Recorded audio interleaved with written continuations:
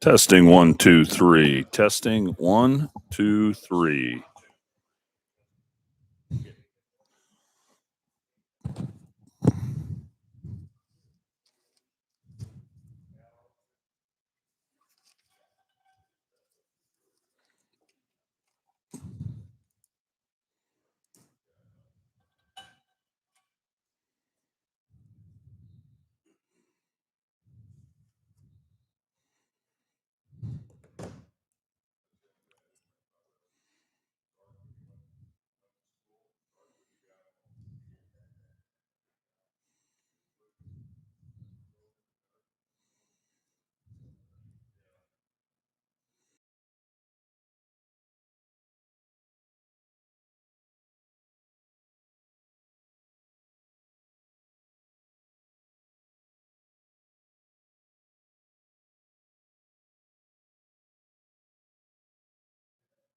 Good Saturday morning to you. It's Rise and Rewind presented by the Swanton Welding Company. On the road to Canton, we're underway. Coach Strock, along with Tory Strock. I am Lynn Groll. We're educated by the Coffee Club this morning. We're ready to tackle the playoffs. We are. It's a great time of year, Lynn. The air's a little crisp, and we're turning the clocks back, which I love. I know some people don't like that, but I like that. And talking to Mike Mann and some of these guys out here, group of Liberty guys had the night off, and so they ventured down to Hancock County to Liberty Benton. And after one half of football, they said, we've seen enough of this. Let's go watch Patrick Henry and Carey on our way back through. So they did. And then they might have made a stop in Malinta on the way home, but we'll leave that there. I wondered when we drove through Malinta on our way home last night, what was going on there? Yeah. Well, the word from these guys is one of the patrons tripped and fell coming out last night, tripped over a flower pot or whatever. And I guess a couple of the guys, these guys are a team. And I guess a couple of them picked him up like a wounded pal, and they helped him to the vehicle. But that's I said, what was going on. Yeah. Yeah. There was a bunch of commotion. Yeah. On 109 there, you could tell north of Hamler. Right. And that's what it was. Okay. Thanks for clearing that up. What a crew. We have Coach Tom Moeller out here, Coach Casey Moeller's dad. And if you know Coach Moeller, Tom, he's a man of few words. And so we tried to talk him into giving an interview here. And Mike Mann says, do the headphones pick up nods? Because that's about all you get from Coach Moeller is a couple nods, and that's it. These guys are in rare form this morning. I think they're itching because they didn't have a game last night. Well, and they didn't go to porch coaches this week for the first time during a season and ever maybe. That's why they have the Liberty extra. Center's bye. That's why they have the extra energy. If there's a group that don't like the automatic buys, it's this group. I agree. Yes, absolutely. No doubt about that. Jay Brown is up early with us. Jack Dawson, Kenny Stabler, him and Brady are headed down to the Horseshoe today for Penn State and Ohio State. That is at noon, I believe. Ohio State, Penn State. That game's lost some luster from a couple months ago. Took the words out of my mouth. I was going to say that. I wonder what Kenny and Brady now. It's always an experience in the Horseshoe. You throw in the band and everything. It's great, but I wonder what their perception is heading in there today. Different than it was probably 2 months ago. Yeah. But still going to be a great day for father and son. Kenny says, Minster, let's Coach Strock down again. They got you again last night. They got me too. I think I took Sidney Lehman, didn't I? Did you take Sidney Lehman? I did. I don't remember. I did. Did you really? I did. Okay. I did because I get burnt now. I'm pretty sure I did. So I thought we were to review the film. Yeah. I think I did, but boy, couldn't overcome the turnovers, the Minster Wildcats. But talking to some folks who were at that game, I guess Sidney Lehman has a lot of team speed. Well, they put up 611 yards of total offense. Now, Minster had 527, but they also had those turnovers. I think they all may have came in the first half too. Wow. Yeah. So it'll be. It sounds like Sidney Lehman, even though their strength of schedule wasn't great. they've got some bona fide players on that team. Yeah. Perrysburg went in overtime. What Carey did at Big Red Stadium against Patrick Henry may be a little bit of a surprise as we look at the area matchups from a night ago.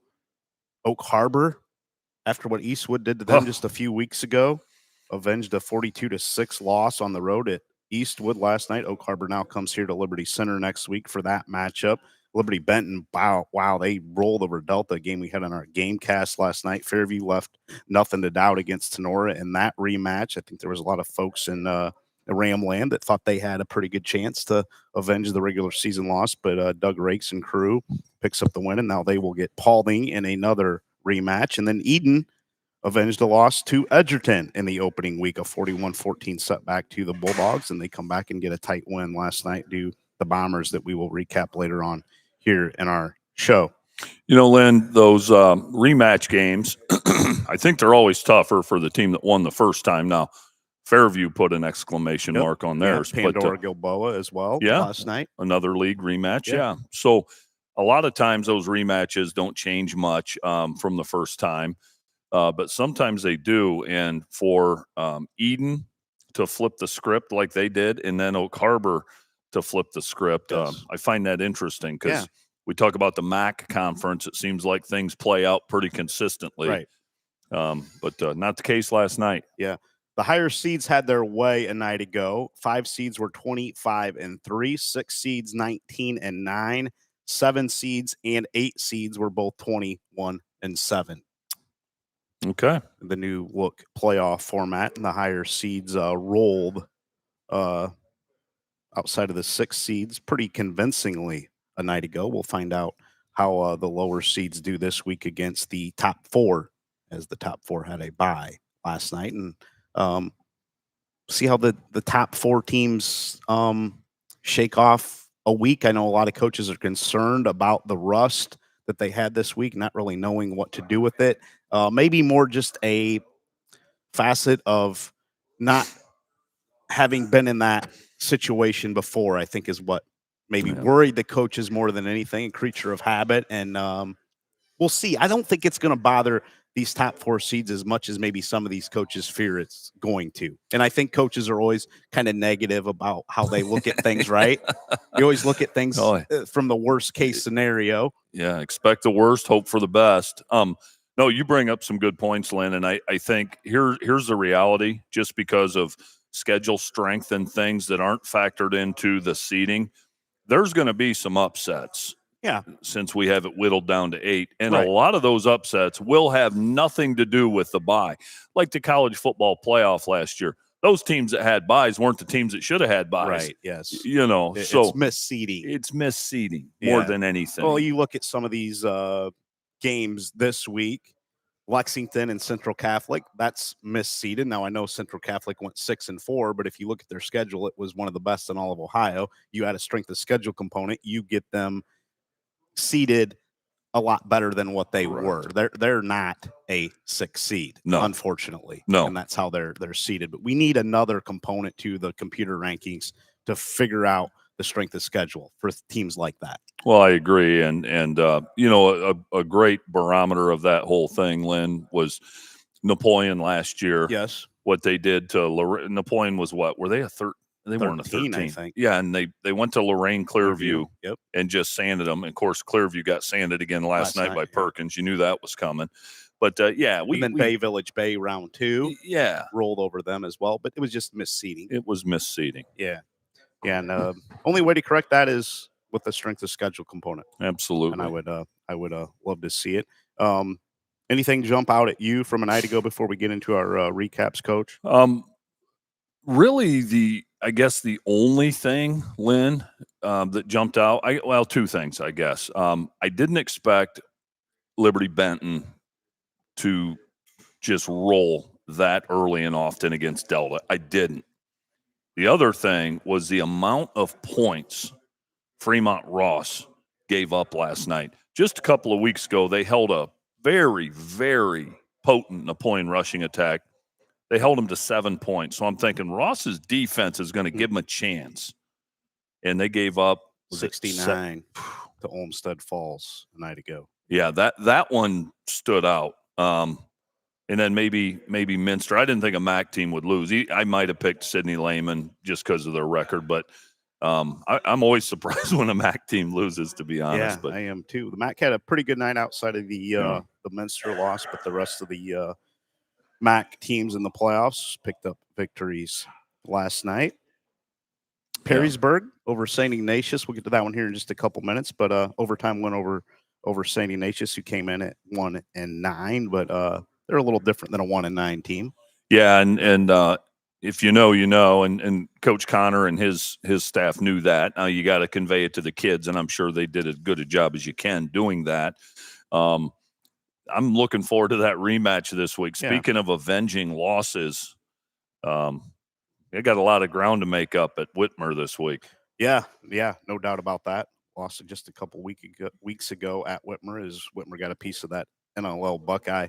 Had a lot of familiar foes playing here in the quarterfinal round this week, as we'll approach those here in a couple minutes. Let's take a break here from our title sponsor, the Swanton Welding Company. We'll get into our recaps after these messages.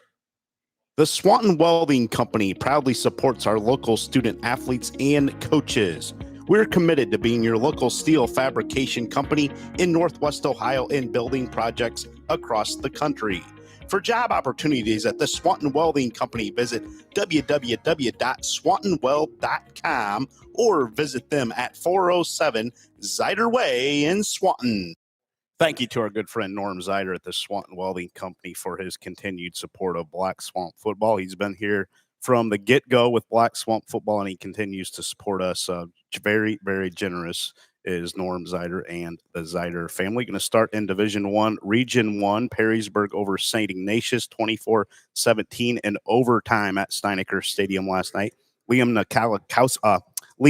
Nowakowski's 2-yard touchdown plunge in overtime sent the Jackets past the now 1-10 Wildcats. Perrysburg will face number 4 Whitmer, who 2 weeks ago rolled to a 35-3 victory over the Jackets at home to earn a share of the NLL Buckeye Division title. Perrysburg had 305 yards last night. St. Ignatius had 278. Perrysburg had a 264-166 edge on the ground in that one. St. Ignatius had 4 miscues, 4 turnovers out in that one. Brady Maxwell, he ran for 146 on 16 keepers to lead Perrysburg, as they will now go to Toledo Whitmer next Friday night in a regional quarterfinal. The winner of that one will get the winner of Lakewood St. Edward and Berea Mid-Park. Berea Mid-Park last night picked up a 48-24 victory over Cleveland Heights. Elsewhere in Region 1, Mentor is the 2 seed. They will get Massillon Jackson, who picked up a 24-17 victory over Brunswick in the 7-10 matchup. And then in the bottom half of the bracket, Canton McKinley, they are the 3 seed. They will get Medina, who upset Strongsville in the 11-6 game last night. Medina with a 28-25 victory. So Medina, Canton McKinley, Massillon Jackson, Mentor, Perrysburg, Toledo Whitmer, and Lakewood St. Ed against Berea Mid-Park next week in the regional quarterfinal round there. Yeah, our area, Lynn, we talked about it last night a little bit, just you and I, but our area doesn't have a whole lot of big school programs as far as Division I goes. Right. Those metropolitan areas are just saturated with them. Yep. And I think you've got to like St. Ed's. That's the easy pick. Mentor has a ton of tradition. And Whitmer and Perrysburg, though. Perrysburg has a score to settle, and I'm curious what they will do different, because after games, you know, you always look back and kind of evaluate yourself. Perrysburg will do things a little differently. We'll see if it's going to be enough. I'm excited about it. Yeah. Had a question if adding a strength of schedule would have LB had a bye. Probably not, because their schedule was not great. It was way up there as far as Division 5 goes. The thing that hurt them is OG not winning any games. Had OG won a game, they would have had a bye this week. Maybe a 3 seed, maybe a 4 seed, but it was just kind of an outlier that Ken Schreiner's Titans didn't pick up a victory. No, and I think that's a great question. Yeah. I think that's a fair question. I'm looking at that region and trying to see who maybe would have had a bye with a strength of schedule component, and things played out there kind of the way they should have. And I think that's one of the things, and we'll get to it, but one of the things that maybe caught Delta a little off guard is it is very difficult. I was talking with Coach Lingern about this this morning. It's very difficult on film sometimes to gauge an opponent, their speed and things like that. You can see scheme, you can see how they're lining up, but as far as personnel, it's really hard when they're playing inferior competition, you know? Yeah, and I think talking to Coach Vickers, there was some of that. Yeah. In their staff, Delta, after the game. I don't think they thought that LB was that quick. No. That surprised them a little bit. You're right. And Coach Vickers is a very, very honest man. He would admit that publicly, that they shot. There's a little bit of shock and awe, because you just can't gauge that speed and things on film. But we were talking on the way home. I've seen Liberty Benton. You've seen Liberty Benton when they're really, really good, back in the Aaron Craft days and things like that. And there are some leagues, just some champions who come out of a league maybe 10-0, you just know. Right. Liberty Benton's an outlier there. If Liberty Benton's 10-0 and running clocking everybody, they're probably pretty good. Yeah, and they've running clocked all 11 foes now with the victory over Delta last night. We'll get to Liberty Benton and we'll break them down a little bit more as we get into Division 5. Division 1, Region 2. We're going to run through all the regions, even outside of our coverage area, just so we can get you the matchups. As Findlay is in Region 2, they are the 3 seed. They have a bye at the top half of the Region 2 bracket a night ago. Lebanon edged Kettering Fairmont 22-21. They will play Middletown next week. Springboro is the 4 seed. They will host Springfield, who is the 5 seed. That'll be a tough matchup for Springboro, as I believe Mo Douglas as the coach at Springfield. He was at Trotwood Madison for many years. He used to play in the NFL for the Chicago Bears, and maybe a couple other teams did Mo Douglas. But, boy, he usually has a pretty darn good team. Yeah, and they kind of take on his personality and they play with a little bit of an edge. A little bit of an edge, and Wapakoneta is familiar with Coach Douglas from his Trotwood days. Yes. Troy is the 2 seed. They will get Hilliard Bradley, who is the 7 seed. Hilliard Bradley edged Dublin Jerome 20-14 a night ago. Findlay, the 3 seed. They will get Huber Heights Wayne, the 6 seed. Huber Heights Wayne 36-6 over Galloway Westland last night. And I may ask you if Fantastic 50 has the spreads up. I may ask you for some spreads here, Coach. If you can get me Findlay and Huber Heights Wayne. Curious as Huber Heights Wayne will trek up I-75 to Findlay and Donnell Stadium next Friday night. Okay, I happen to have that page ready to go in case you might ask. And slim margin there. Findlay is a 2-point underdog, according to Fantastic 50. So you hear Huber Heights Wayne, you think of Braxton Miller. Yeah, and no doubt. So they've had some dudes come through there, but that game will probably play out similar to what the Fantastic 50 says. Moving to Region 3 in Division 1, Lewis Center Olentangy Orange is the 1 seed. They will get Delaware Olentangy Berlin, who is the 8 seed. They picked up a 12-7 win over Grove City in the 8-9 matchup. Lewis Center Olentangy, you're going to get a lot of Olentangy schools here in this bracket. Lewis Center Olentangy, the 4 seed, they will host Powell Olentangy Liberty, who picked up a 35-14 victory over Newark last night. Pick Central, the 2 seed, they will get Groveport Madison, who was a 20-13 upset winner over Gahanna Lincoln in the 7-10 game. Pick North is the 3 seed. They will get Upper Arlington, the 6 seed. They picked up a 37-0 victory over Westerville Central last night. That is Region 3. Region 4, Coach, Cincinnati Elder is the top seed. They will get Fairfield, who is the 8 seed. Fairfield was a 48-41 winner over Mason last night. Princeton is the 4 seed. They will get Cincinnati Winton Woods, who is the 5 seed, a 39-6 winner over Morrow Little Miami last night. 2 seed is Moeller. They will get Westchester Lakota West, the 7 seed, 16-0 victor over Hamilton. And then Cincinnati St. Xavier, the 3 seed, they will get Liberty Township Lakota East, who picked up a 59-47 win over Oak Hills last night in an offensive shootout there. Yeah, Lynn, back in Region 3, you mentioned Olentangy Orange, and I said last week, coached by former Allen East coach, former Lipsick player, Wes Schrader. They've rolled everyone this year. They play Olentangy Berlin in the 1-8 matchup. Those two teams met a few weeks ago, and Orange won that one 31-7. So I know a lot of people like Olentangy Orange, but in Region 4, you just rattled off some heavyweights. Yeah. Boy. Moeller, St. X. Oh, yeah. Those are the two. Get some pretty big crowds for some of those matchups, and those come to fruition. They'll have some ticketing issues, as they normally do. Those tickets usually sell out pretty darn quick for those games, even when they go to big facilities. Yeah, they do. Yeah. Division 2, Region 5. Hoban is the top seed. They will get Boardman, the 9 seed, picked up a 38-28 victory over Paynesville Riverside last night. Uniontown Lake, they are the 4 seed. They will get Hudson, who is the 5 seed. Hudson picked up a 27-0 victory over Willoughby South. And that one last night, the 2 seed is Walsh Jesuit. They will get Nordonia, who is the 7 seed, a 27-24 victor over Twinsburg. And then the 3 seed is Austintown Fitch. The 3 seed, they will get Green, who picked up an upset victory over Garfield Heights. Green was the 11 seed, 21-6 over Garfield Heights last night in that matchup. Yeah, Walsh Jesuit. If you look at that region, Lynn, you have Hoban and Walsh Jesuit, and those two teams met. Keep in mind, Walsh Jesuit's the one week 1 that beat Central Catholic, so we know what they're made of.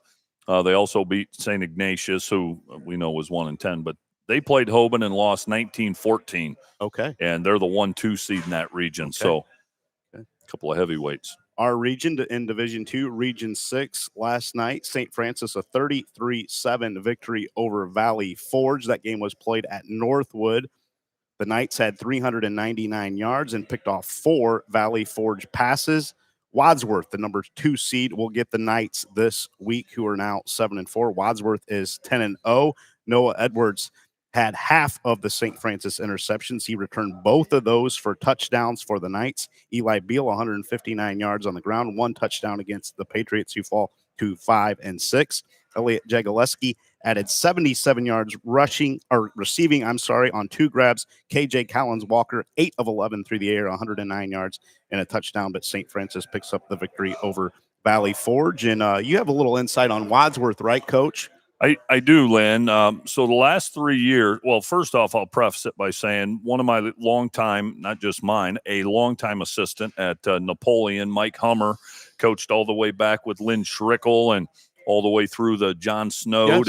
And I was fortunate to coach with Coach Hummer. His son, Brian Hummer, who played at Kent State, was an assistant at Copley. Now he's an assistant at Wadsworth. They were 10-0. Their last 3 years, 10-0, 9-1, 8-2. So plenty of tradition there at Wadsworth. And I was texting with old Coach Hummer last night, and he said the Grizzly team speed is going to be a challenge for St. Francis to keep up with. They have an outstanding wide receiver who's committed to Air Force, and they have a sophomore quarterback with offers from Pitt, Toledo, Miami, Kent.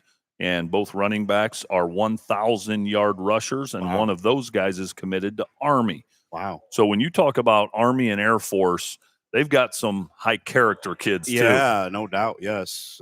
Highly driven and high-character kids. Yeah. So Coach Josh Linke and his Knights approach that one. I know they'll be ready for the battle. Yeah, they'll be ready. They'll be well coached. Former Napoleon athletic director Brad Musgrave spent a long time at Wadsworth and recently retired after he left Napoleon. And beautiful facilities. They've got at Wadsworth, they've got a YMCA connected to the high school. Really? Yeah, and they have a really unique partnership there in Wadsworth. So the school doesn't have a field house, per se, but they do. Yeah. Because of the YMCA, and it's beautiful. Yeah. Wonder if Coach Cromwell is listening to us this morning. Well, if he is, he might want to head over to Bancroft and sit down with Coach Linke and that staff and start prepping them, because they're going to have their hands full this week. It's going to be a tough challenge against the Grizzlies 2 seed in that one. Also in Region 6, Anthony Wayne, no problem with the start last night in the 5-12 matchup. 42-21, the Generals roll over the Spartans. 501 yards of offense for AW. They held the visitors to 128. AW now 7-4. They will play at number 4 North Ridgeville next Friday night. North Ridgeville is 9-1. Porter Brungard, his daddy's letting him chuck it around here the last few weeks. 31 of 40, 353 yards, 5 touchdowns in quarterbacking the AW offense. Cam Miller, another big night. 7 of those went to Cam, 146 yards, 3 touchdowns. Jathan Volts added 118 yards rushing, and 1 score for the Generals last night, and they will get North Ridgeville next week. Will the Generals? Yeah, that's a great win for Anthony Wayne. You've got to like their draw coming into the playoffs, and they go on the road. It's a long road trip heading over by Cleveland. North Ridgeville made a trip to Perrysburg. Boy, it's been a minute, and North Ridgeville had a running back that went to Ohio State, and I never remember his name. But anyway, Perrysburg rolled that night. So a 4-5 matchup should be close. I'm curious what Fantastic 50 says. And also the St. Francis and Wadsworth, if you can, while you're right there, Coach. Also, and I'll go through a couple of the other scores from our area. Olmsted Falls 69-38 over Fremont Ross in the 6-11 matchup. The Bulldogs romped. They will meet defending state champion Avon next week in the regional quarterfinals. And then Brecksville Broadview Heights 34-14 over Clay. The Brecksville will now play number 1 seed Medina Highland in the regional quarterfinals coming up next week. Okay. As you requested, Wadsworth, a 32-point favorite over Toledo St. Francis. Well, that's maybe why we're not hearing from Coach Cromwell. He's maybe been burning the midnight oil there on Bancroft. He very well might be. He may be combing through some Wadsworth Grizzly film that he found online. And Fantastic 50 likes North Ridgeville by 21. By 21 over AW. Over AW. One of the advantages, and I know AW hasn't played North Ridgeville, but one of Andy Brungard and AW's advantages is that familiarity. I know a lot of people a few years back thought North Ridgeville was going to come in and chew up Perrysburg, and that just didn't happen. I like AW's chances. I think it'll be less than 21. They did beat Olmsted Falls 2 weeks ago, did North Rangers, yes. Okay. 36-34 in week 10. Avon was a big matchup for them, lost 55-7. Now Avon's going to do that to a lot of folks. They also beat Berea Mid Park, who we just mentioned a little bit ago. Valley Forge, they rolled to a 37-12 victory over them, did North Ridgeville. So they're formidable. If they knocked off Olmsted Falls 36-34. Yeah, there's no question about that. Just seeing what Olmsted Falls put up offensively last night kind of tells you. And AW did not play Fremont Ross. Was trying to do a little bit of comparative scoring there, but they did not play Fremont Ross this season. But that's the Region 6 bracket. It's Avon's to win, if we're being frank. Yeah, and Coach Hummer, as we were texting last night and this morning, he said the hurdle is Avon, and everyone knows that. Yeah, and Coach Helder, boy, he's a genius. Well, and the thing is, Wadsworth is unbelievably talented, but the gap, it's unbelievable you can have a gap that big in any division between the top dog and everybody else. But Avon, man, oh man. Yeah. I don't know if you've talked to Coach Brungard, but it seems like here the last few weeks they've put it in the air a little bit more. Roman Morrison was really running it a lot of the season, and now the last few weeks, Porter Brungard's getting an opportunity to throw it around. I have not talked to Coach Brungard specifically, but I was talking to an NLL coach who told me that AW is going to let it fly here late in the season. And I mean that. And so they knew something. Okay, something's changed in their offensive attack. And they've always been kind of a ground and pound. Oh, yeah. Control the clock. Yeah, and they'll spread you to do it. But, man, they've had some Joe Caswell, remember that running back a couple years ago? And they would pound you. Yes. And they've always had a running quarterback. Now, Porter Brungard, he can run it a little bit, but he's more of a pocket guy. But, they've Yeah, they've committed to airing it out, and he can spin it. Yeah, he's got a lot of D1 interest right now. Yeah, you don't see Andy Brungard throwing it 40 times a game, and he doesn't want to. And when Joe Horn was his offensive coordinator, coached with him a couple years ago, Coach Horn was always lobbying to throw it a little bit. Yeah, and Coach Brungard said Coach Horn did a great job kind of balancing him out, helping him see things a little differently. But once you have success with a certain style, it is really tough to divert from that. But if you're not running the ball as effectively as you'd like, I think you'd be remiss if you didn't look at other options, and Andy always adapts. I think from the outside, you're looking at Anthony Wayne's season with 4 losses in the regular season. Maybe you have a down year. Yeah, by their standard, from what their standards have been and what Coach Brungard has brought to that program there in White House. Big challenge for him this week, but can't count him out. No. He loves this. In fact, he probably hates it whenever we pick him. He likes the underdog mantra. He's what makes Coach Brungard so good, Lynn, is he is the most steady, even keel coach. And one of the signs of great leaders is consistency. And Andy Brungard's consistent, and so his teams are typically consistent. Yeah. Region 7 in Division 2. Get you the quarterfinal matchup. Sunbury Big Walnut. They will get Columbus Walnut Ridge, as Columbus Walnut Ridge was a 58-42 victor over Worlington Kilbourne last night. Now Winchester, they will get Westerville South. Westerville South edged Louisville 14-10 a night ago. Columbus St. Francis de Sales, they will get Ashland. Ashland 56-21 over Mount Vernon. I think that Ashland team, from what I've saw, looks like they're pretty good. They have a couple of really outstanding players from what I've seen on social media. Yeah, if you look at their schedule, I mean they've put running some points. Yeah, they've running clocked most teams. Now they just have that one blemish, and that was to Lexington, and so we'll see. North Canton Hoover, a 52-6 win over Columbus Northland last night. They will now get Massillon Washington in the Region 7 quarter final round. There's Region 7 for you. Region 8 rounding out Division 2 coming up this week. Cincinnati Anderson, they will get Cincinnati Withrow. Withrow was a 45-0 winner over Piqua last night. Xenia will get Cincinnati LaSalle. LaSalle edged Turpin 28-27. Kings Mills Kings will get Harrison. Harrison rolled over Vandalia Butler 40-7 a night ago. And then Trotwood Madison will get Lima Senior, as Lima Senior picked up a 62-20 win over Cincinnati Aiken a night ago. Yeah, Trotwood's going to be a handful for Lima Senior. Now, Lima Senior's got outstanding speed, and they've had a nice season. But Trotwood Madison, man, they've got a lot of tradition there. They do. Division 3, Region 9, Canfield is the 1 seed. They will get Chagrin Falls Kinston next week. Kinston with a 34-8 win over Madison. 4 seed, Cleveland Villa Angela St. Joseph. They are the 4. They will get Maple Heights, who was a 42-33 victor over 5th seed Chardon.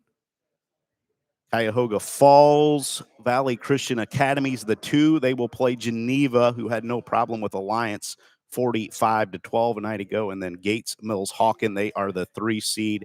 They will get Akron East Community Learning Center, who picked up a tight win over Cleveland Benedictine in the 6-11 matchup a night ago. Lynn, if you would have just asked me on paper, sight unseen, totally blind, Benedictine and whatever you just said, Community Learning Center. Yes. Without even blinking, I'd have said Benedictine. I would agree. It'll be 70-0 Benedictine. And the Community Learning Center or whatever, they got it done. Yeah, they did. Yes, they did. Jeez. Division 3, Region 10, the local region, St. Mary's picked up a win last night there, 36-34 over Copley. The Rough Riders won their 6th straight and will play top seed Buckeye next week. Buckeye is 10-0 this season, along with 176 yards and 2 touchdowns from leading rusher Caleb Schmidt. Aiden Meinerding was 9-12 passing, 124 yards. A trio of touchdowns. Luke Rammel caught 2 passes for 59 yards, with both going for scores as St. Mary's put it in the air a little bit more than we're used to. Dylan Fink had 3 grabs, and 1 was a touchdown. St. Mary's held the ball twice as long as the Indians, who are now 7-4 and had 427 yards overall, while allowing 462 in that one. Anderson Matty was 14 of 27, 328 yards, and 4 scores for Copley. But the Rough Riders, boy, they live on the edge in the playoffs. They did it a year ago, and starting off that way with a 36-34 victory over Copley, and now get top seed Medina Buckeye. I like we'll get into this in the podcast Tuesday, but I like St. Mary's, Lynn, and I know Buckeye's the 1 seed. Not a lot of local flavor in their on their schedule, but they did play Tiffin Columbian. Okay, who Fremont Ross beat real close week 1, I believe, and Medina Buckeye beat Columbian 35-30. And then here's one that sticks out: Bay Village, who Napoleon spanked last year. Buckeye beat Bay Village, who finished the season 6-5 last night, beat them 34-28. Okay. I think Buckeye may have their hands full with this Rough Rider ground attack. Bucks, I think that'll be a tough one for them with St. Mary's and Caleb Schmidt. And if they can throw the ball around like that a little bit, get 9 completions, and they're going to be a problem for you. They are. Right? Yep. Also in Region 10, Central Catholic, no problem on Cherry Street last night, 35-0 in that matchup in the 6-11 game. The Irish looking to make another voyage to Canton this season. That'd be their 4th straight if they can get there. The Irish were rolling, and now they will get Lexington, who they beat 35-7 last year in the regional semifinals.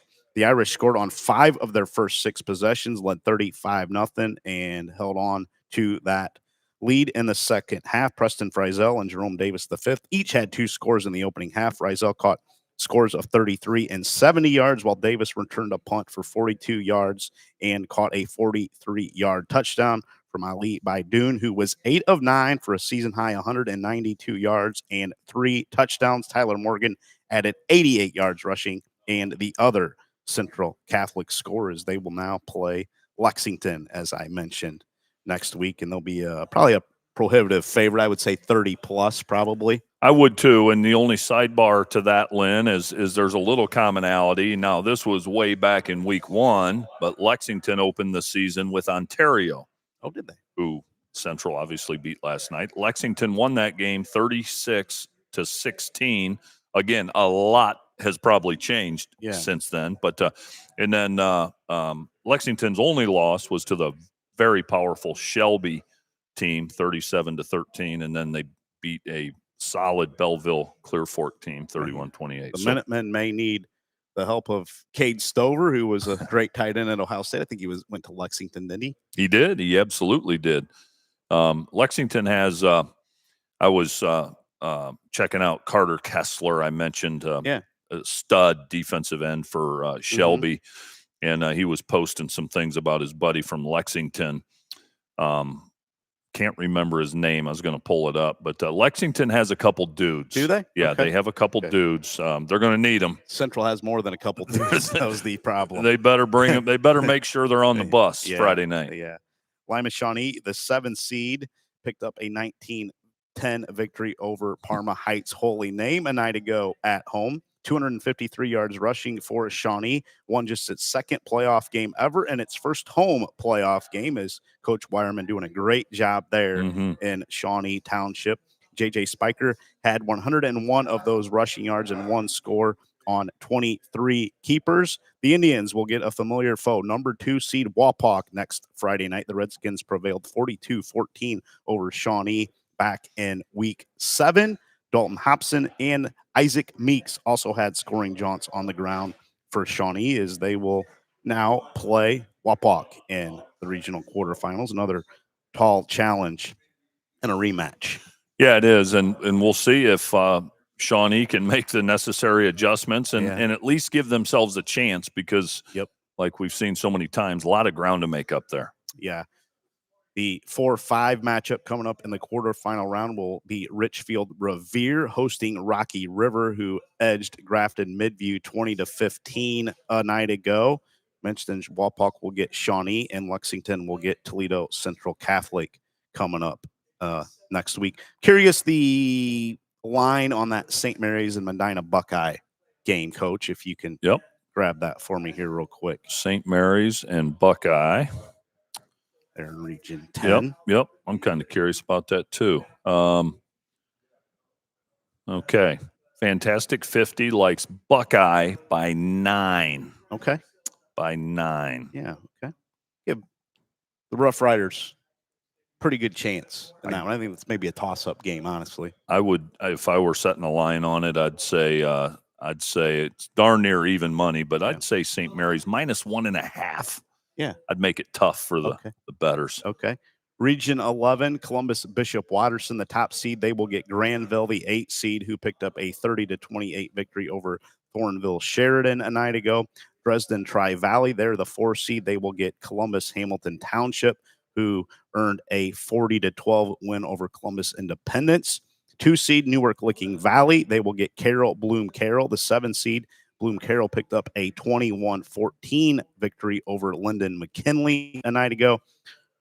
Reno Saccatch and Steubenville, the 3 seed. They will get Delaware Buckeye Valley, the 6 seed. No problem for Delaware Buckeye Valley a night ago. 42-13 over the Plains Athens.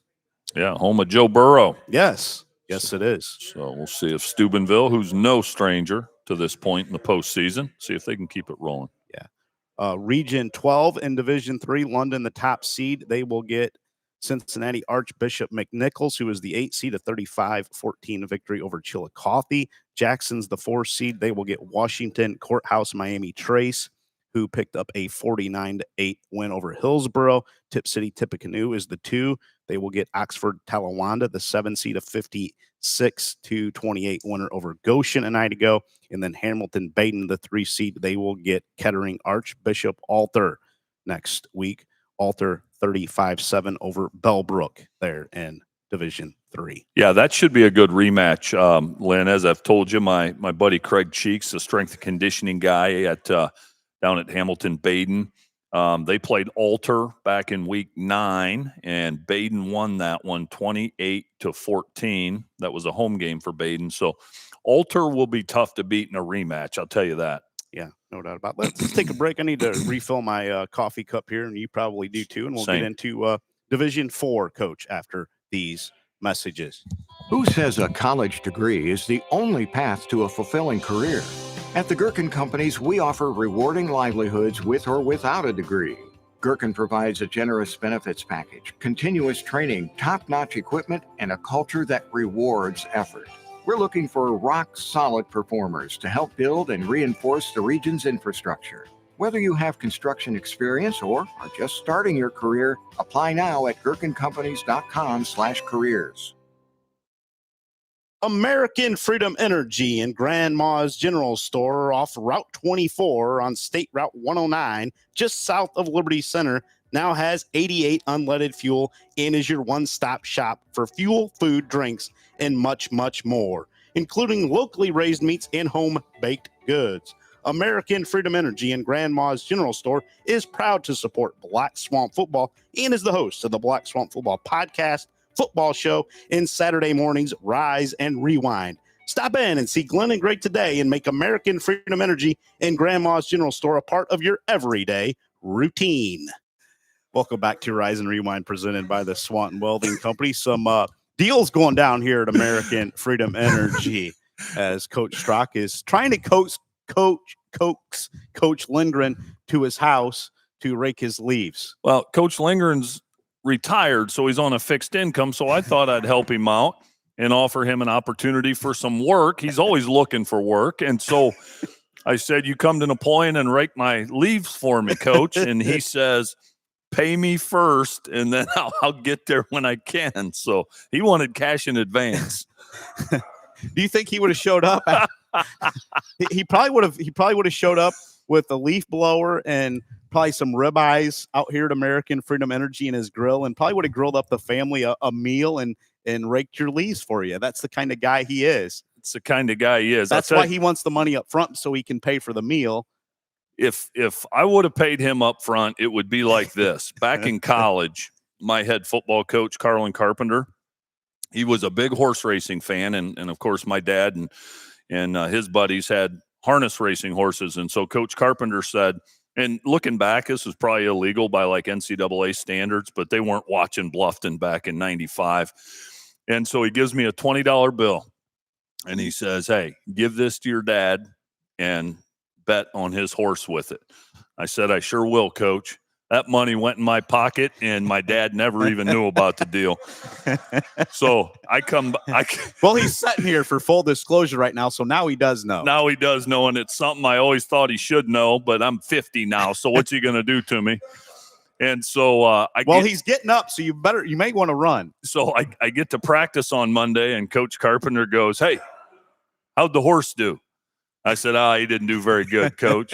And I think to this day, Coach Carpenter knew that money never got back to Liberty Center. That's a true story. That's outstanding info there. Catching up some comments here. Robert Bailey. Good morning, Robert. I hope you're doing well. And he was in Vegas a few weeks ago. If you remember, he got up early to listen to us and watch us. Any success in Vegas, Robert? Yeah, Mr. Bailey, any success out there that you want to share with us? That you're able to share? You're able to share. Don't want the tax man to come after you here. But see that he might come after me for that 20 now. He may be maybe waiting in the weeds out here for you to leave this place. He might.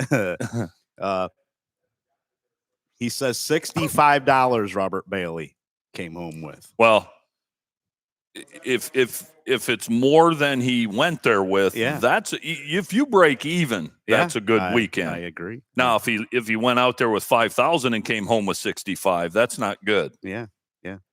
Up in Eden and Bomber Ball land, Chip Halbert, he's happy this morning. He wants to know, did Bluffton have some hangover from the Grove loss as Bluffton fell a night ago? Not a team that we cover weekly, but we'll get into the Division 6 breakdown as we move on. That's a fair question. I think Grove's impact on Bluffton, I think, carries far beyond just that game. Yeah. I think that's a fair question. Yeah, because Bluffton was probably a favorite in that game, weren't they? Yes. Actually, I'm gonna look at that since he mentioned it.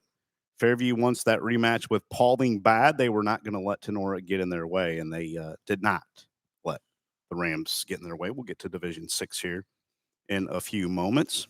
Yeah, Bluffton and Western Reserve. Wow, Chip Holbert knows some things. Bluffton was a 21-point favorite.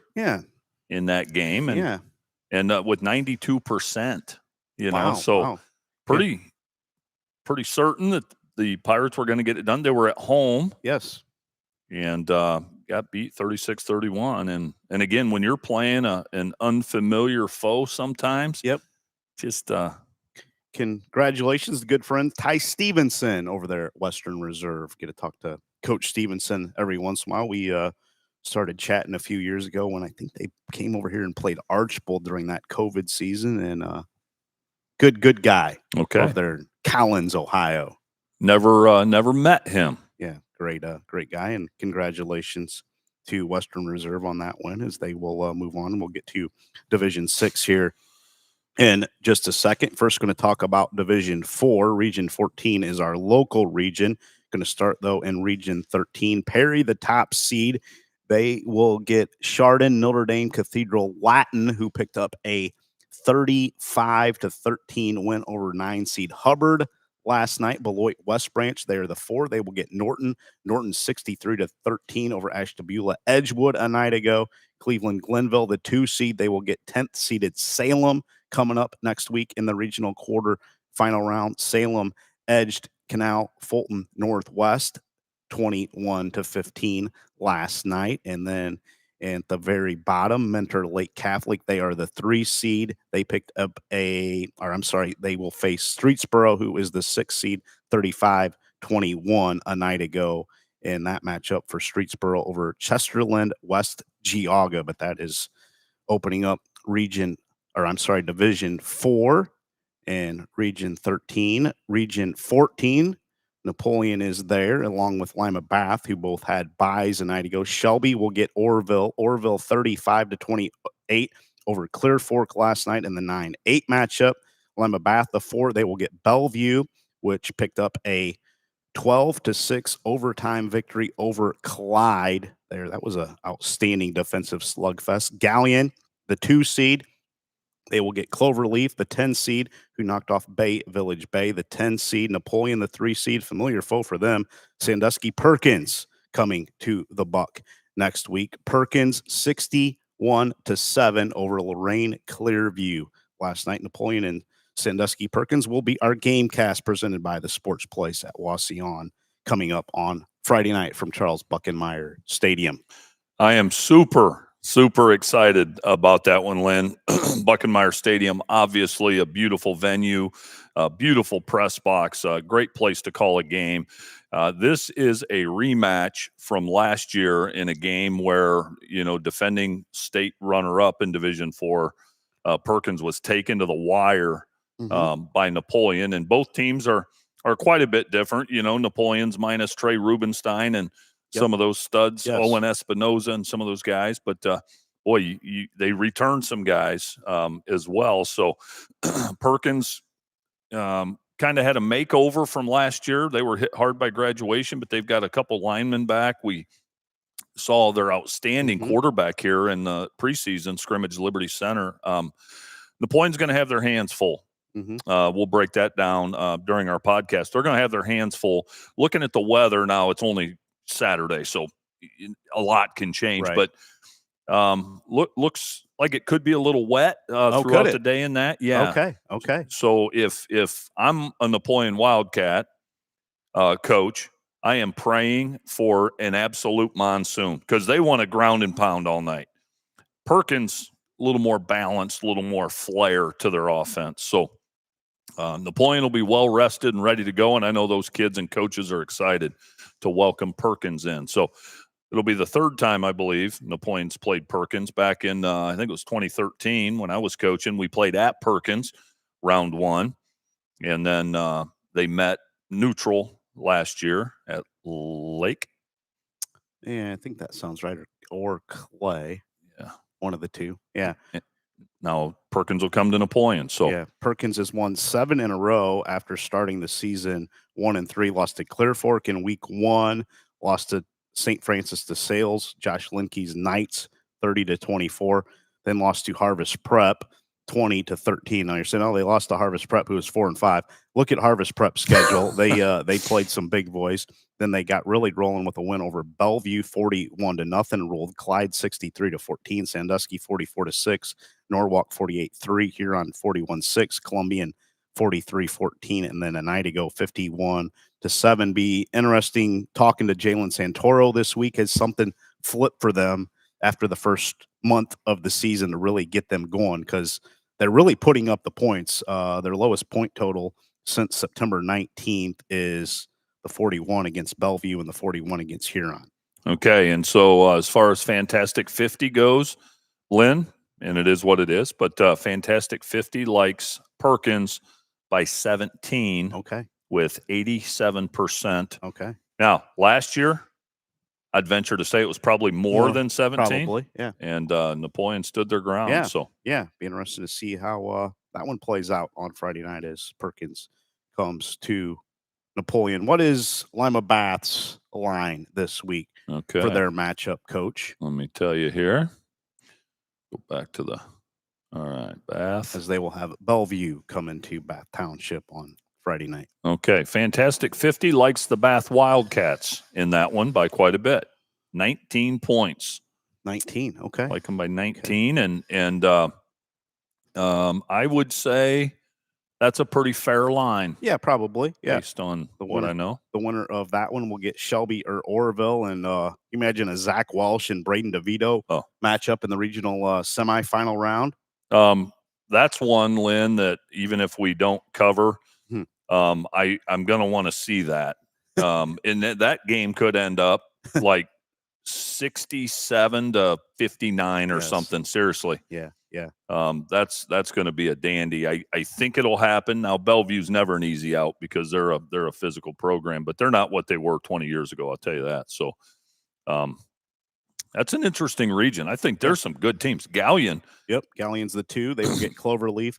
That winner will get the Napoleon Perkins winner in the regional semifinal. This is a good region. It's a really good region. That group of 4 there with, well, Cloverleaf, whatever, but Galleon, Napoleon, Perkins, that's a nice group right there. Yeah, Shelby a prohibitive favorite in this region with Braden DeVito and the accolades that he's had. Maybe he's going to be Mr. Football in Ohio. Yeah, we talked about the gap with Avon in Division II. Yeah. It appears there's a gap like that with Shelby. There just is. Yeah, this isn't the same Perkins team as a year ago either. No. And we're not trying to knock them. They just had a lot of studs a year ago. Had a lot of studs. And honestly, Lynn, it's a credit to Jalen Santoro. Yeah. Honestly, and his staff and those kids, because I don't think people expected them to be anywhere near where they're at. I agree. Yeah, and they came in here to Liberty Center for that scrimmage back in August, and from my perspective, they handled Liberty. Now I know it's a scrimmage, and you can look at a scrimmage however you want. And the Liberty Center tried to throw it around a little bit. When they did try to run it, they didn't have much success. No, and Perkins, what I vividly remember is they flew to the ball and put hats on the ball against Liberty. Yes. I mean, they were interested in playing in that scrimmage. And I think a lot of those guys that were maybe backups last year have something to prove this year. Right. And I think Perkins got a little chip on their shoulder. I know we'll get into it more in our podcast on Tuesday. Our podcast will be Tuesday this week, not Monday. So take note of that. But will Napoleon have to throw it a little bit more than they've been accustomed to this upcoming week against this Perkins team in your mind? Now, I could be wrong, Lynn, but I would say absolutely, just based on what I saw Perkins do. Now, they could have had some guys dinged up since that Liberty scrimmage, maybe some guys out, whatever. But based on what I saw that night, Napoleon's going to absolutely have to throw it. And not just throw it, they're going to have to hit some passes against Perkins, because if they can load up the box, I think even with Groll and Eggers, who are awesome, you're not just going to run it all over Perkins, I don't think, because the element Napoleon ran the ball successfully against them last year. Here was the difference. Parker Woods on the flank, Trey Rubenstein on the flank, Owen Espinoza pulling the trigger. It's a different football team. It's built different, and you don't have those guys on the outside. Now you've got capable receivers, Paul Saucer and Cole Sarrigan and those guys, super capable. Quentin Maynard's a good tight end for Napoleon, but Trey Rubenstein at 6'4" is different than Paul Saucer at 5'10". So Paul, I'm sorry if you're taller than 5'10". I apologize. Sure, he'll let you know on Monday at school. We'll get into the breakdowns of that matchup. Our pregame will be 6:30 from the Buck on Friday night, and then kickoff at 7. Looking forward to that one. Should be an outstanding game. Two teams that are used to each other. Region 15 in Division 4, New Lexington. They are the top seed. They will get Lancaster Fairfield Union, who was a 22-3 victor over Heath last night. The 4 seed Chillicothe Unioto. It'll get Columbus East 43-21 over Canton South. Indian Valley, the defending state champs in Division 4, they will get Circleville, the 7 seed, 31-14 over Duncan Falls Philo a night ago. And then Plain City, Jonathan Alter is the 3. They will get 11 seed Johnstown, who put up 51 on Wintersville Indian Creek last night, 51-37 in that matchup.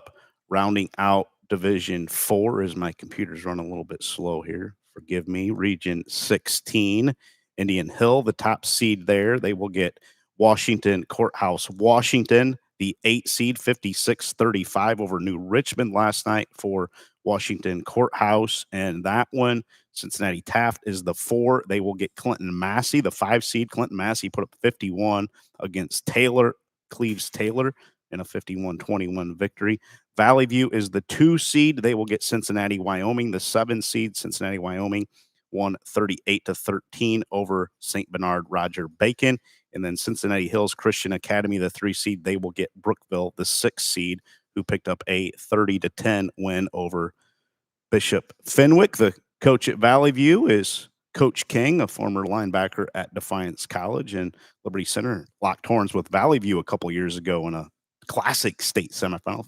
Game was at Sydney a couple years ago. They'll be tough. As long as, Lynn, going back to Region 15, which you talked about a second ago, as long as Grady Kinsey's healthy for Indian Valley, I really like them in Region 15. And if folks haven't seen him or heard of him, he's a dynamo. He's got to be one of the leaders for Mr. Football in the state of Ohio. You would have to think Braden DeVito would be at Shelby, but Grady Kinsey will be in that group of guys. He's that special. Yeah. Division 5, Region 17, Youngstown Cardinal Mooney, the top seed. They will get Canfield South Range, the 8 seed. South Range rolled over Burton Berkshire last night, 46-7. Garrettsfield Garfield is the 4 seed. They will get St. Clairsville, the 5 seed, 35-13 over Pymatuning Valley a night ago. 2 seed is Girard. They will get Akron Manchester. 45-14 over Richmond Edison. And then Poland Seminary is the 3 seed. They will get Youngstown Liberty. Youngstown Liberty picked up a 25-7 over Claymont a night ago. There is Region 17. Mooney, the favorite. Watch out for Girard and Poland Seminary, though. Yeah, Poland Seminary's very, very physical program. I've seen them play. Yes. They get after it. Yeah, they do. Yes, they do. They get after it. But Cardinal Mooney, again, sometimes you get caught up in the name and the tradition, and there's a reason for that. But looking at their schedule, they've played some good teams, and they've beat a lot of them. Yeah. Top seed in Region 18, Liberty Center. They will get Oak Harbor, a familiar foe, coming up on Friday night in the Region 18 quarterfinal round as Oak Harbor avenged a 42-6 loss to Eastwood, 32-26 over the Eagles a night ago.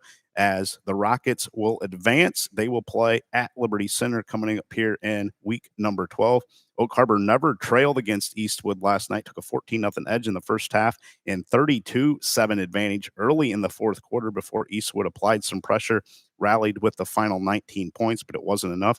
The Rockets ran for 242, threw for a few more, and limited Eastwood to 19 yards rushing and just 228 through the air as they shut down that Eastwood offense, did Oak Harbor, Coach May and crew, with the 6-point win on the road in Pemberville last night.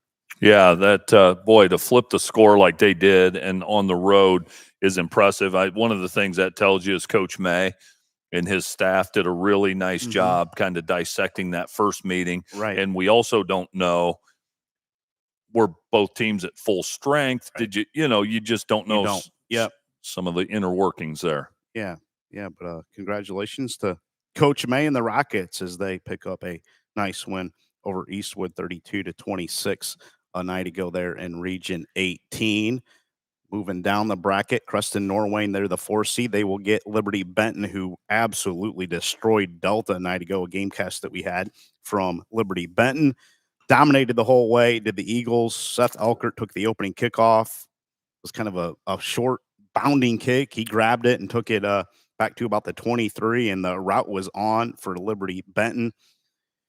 Connor Barbara, huge night to pace Liberty Benton, who is now 11-0, all 11 victories with a running clock. He had 90 yards rushing, 4 touchdowns on 6 keepers. He threw for 175 and 2 touchdowns on 14 of 18 completions. Seth Elkert, 5 grabs, 47 yards, 1 TD. Carson Griffin had 3 catches for 57 yards and a score. Delta finished with 281 yards rushing. A lot of that was, maybe 2-3 long runs. Delta did nothing in the first half. I mean, it was probably worse than the score indicated there in the first half. They had 1 big run early in the third quarter and then had a couple other ones against the backups against Liberty Benton, but they struggled all night to move the ball. Yeah, and if I'm being honest, Lynn, 3.5 yards was a good gain. They may have had a 7-yard gain in the first half, the one Marcus Nagel run. Yeah, but other than that, it was 3 or less. Yeah, and I think the thing that stands out about Liberty Benton is their team speed. Lynn, man, do they rally to the football. It's next level team speed. I will tell you that. And I know their offense gets all the accolades in that, and they should, but defensively is where they really shine, in my opinion. Yeah, the Barber brothers were outstanding. Will Granger, the son of A.J. Granger, who played for Tom Izzo and won a state or a national championship at Michigan State. His son Will is an outstanding lineman up front, and boy, Liberty Benton has all of the pieces. We got to meet the Barbara family before the game. Went over to their tailgate, actually from the Detroit area originally. His dad, Chris, was a quarterback up there at Detroit Catholic Central, and then went to the University of Findlay and played linebacker for Coach Strom down there and won a couple of national championships. And that's how him and Coach Garlock got acquainted. You know, and coming from the Detroit area and going to University of Findlay, he must have had a really nice experience there in Hancock County because he settled his family there, and Scott Garlock's thankful for that, I can tell you. But Connor Barbara, for folks that haven't seen him at quarterback, he's the X factor. Yeah. He's got some shimmy and shake. He's got great top-end speed. And you know what I was thinking last night, Lynn, when I got home? I think he's got another gear that we haven't even seen yet. We've seen him take off and run like on some read option type looking things, but we haven't seen him have to scramble a whole lot like we've seen Zach Welch and Caleb Moyer and those guys. I think Connor Barbara is a kid that can extend plays, and when he's counted on to do so, I think we'll see a whole nother facet of his game. Yeah. For people wondering that haven't seen Liberty Benton, I know a lot of people up here further north have not seen them. I would compare them to the Oak Harbor team a year ago. Connor Barbara, a lot like Michael Lalonde, the quarterback for Oak Harbor, maybe a little more skilled with Seth Elkert, who's headed to Toledo to play receiver there. Then they have a couple other receivers that are really good. Zach Elkert in the backfield. I know what's going on there, and we are passing on our prayers and well wishes to the Elkert family. Got a message from his dad this morning, and just devastating news hearing that from his dad. But big up front, they just don't have the depth. Yeah, they don't have the depth. Everything you just said is valid, Lynn. Their defensive line is really, really good, and their linebackers are aggressive. They have a ton of speed on the back end, so they will basically take their front five last night. Some weeks it's 4, and just basically pinch everybody and then spill everything to the perimeter where their outside backers and corners and safeties can rally to the ball. And so yards, like Liberty Center runs the trap so well and the belly and power off tackle so well. And they'll have their moments here in a couple weeks if they meet. But to do it consistently is tough. And it'll be team speed collectively that Liberty Center hasn't seen this year. Yes. And even, without Zach Elkert, if he's not able to go. So we'll see. Can Liberty Benton hold up for 48 minutes in that type of game? They haven't had to all year. No. Yeah. And yes, but they're wired a little different. I remember CJ Barbara way back at our kickoff show. What a classy, high character young man, but he made it pretty clear to us that this team was on a mission. Yeah. And I think that's one of the reasons you saw some of the emotion last night when Zach Elkert was injured. Looking at one that stood out to me was Reed Irwin, who's an outstanding player. He was very emotional, and so Liberty Benton's still the real deal. They're just going to have to. Possibly, if that game materializes here in 2 weeks, if Liberty Center can get past Oak Harbor and Liberty Benton can get by Norwayne, honestly, that could be the state championship game right there. It could, and you might say, well, there's 3 other regions, and it's 2. No, if you've seen enough football, you have a pretty good idea. I mean, we've seen the state finalists in Division 5 the last 2 years. The 4 teams that played. Liberty Benton's in that conversation as far as quality of teams. We know Liberty Center is, and could be the state championship game right here in Henry County. Yes, it could be. Moving down the line here in Region 18 in the bracket, Worcester Triway is the 2 seed. They will get Fairview Park Fairview, the 7 seed. Fairview Park Fairview 51-41 over the Freddies of Fredericktown a night ago. And then Genoa, the 3 seed, they will get Port Clinton, the 11 seed, with a 35-0 victory over Milan Edison last night. Is Bill Fisher and Genoa will host Port Clinton in a 3-11 matchup. Triway and Fairview Park Fairview will get the Genoa Port Clinton winner. And then in the top half of the bracket, Liberty Center Oak Harbor winner will get the Liberty Benton and Norwayne winner coming up in a couple weeks. What's the line on Norwayne and Liberty Benton? I'm curious on that one. Okay. Liberty Center is going to be a big time favorite against Oak Harbor. Also curious on the Genoa Port Clinton game too. Okay, Norwayne, an early 25-point underdog. I would agree with that. To Liberty Benton. I would agree too. Who else did you say? I would curious on the Genoa Port Clinton game coming up. So Genoa Port Clinton. Genoa favored by 11 with 77% accuracy. So fantastic 50 likes Genoa. And then did you say Liberty Center? Yeah, you can do Liberty Center, but I'm going to put them at about a 32-point favorite over Oak Harbor. Just my guess. 31. Okay. 31. Be in the 30s. Who else did you say there? Did you give me Genoa? Yep. Okay. Or no. I'm sorry. That's the one I didn't. Genoa. Yeah, by 11. By 11. Okay. Genoa by 11. Okay. Lynn, whenever we see a team, and this applies in basketball too, for the most part, a team makes a run to state finals. There's always that game that they have to survive, usually, right? Yeah. And Liberty Center did it a year ago with Oak Harbor. Oak Harbor, yeah. Maybe a couple years ago with Elmwood, a few years ago.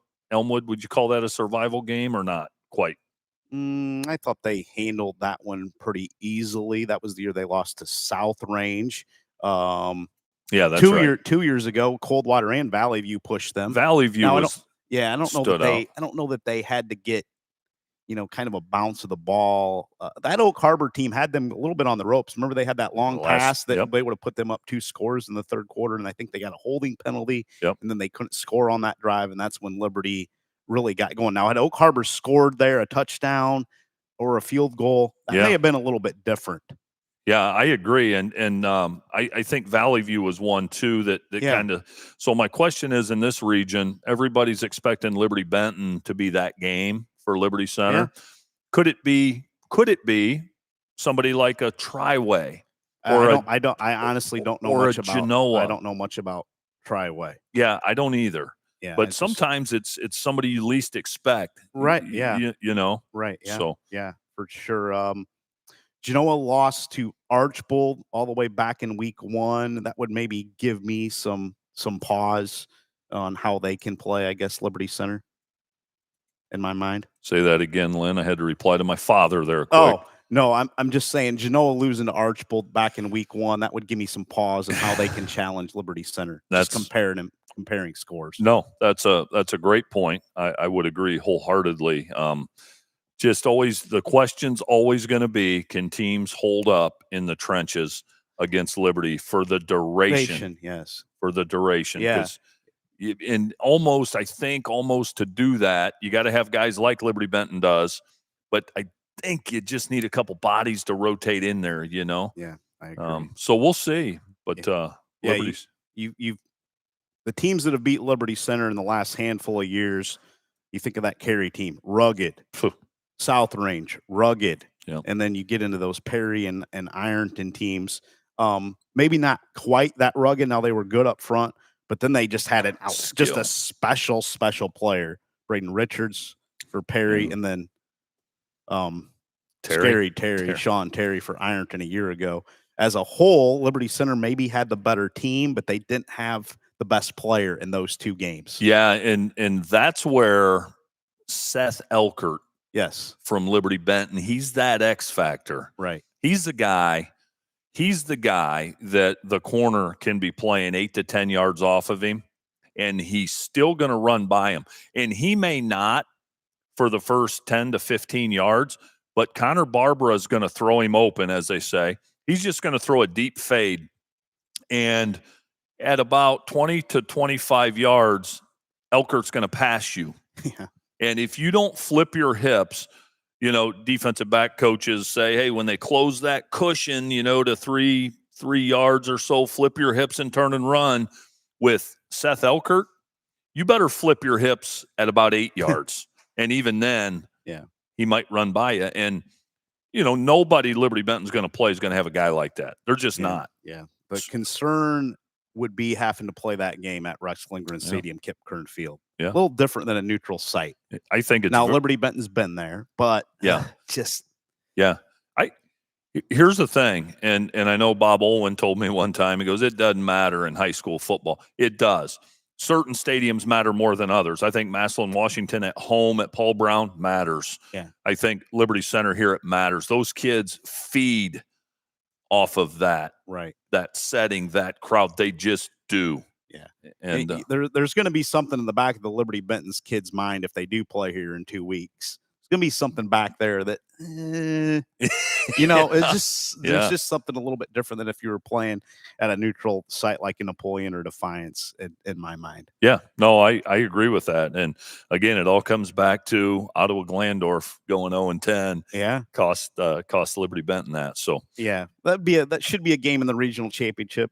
They got to play sometime. So it'll be in the regional semifinal if both can win this week. And the folks here at American Freedom Energy will have another food truck here on Friday night, right, Coach? Yes, sir. Beginning at 4:00, Lynn, and with the time change, it might be getting dark, but beginning at 4:00, they will have the Toledo Chuck Wagon. Okay.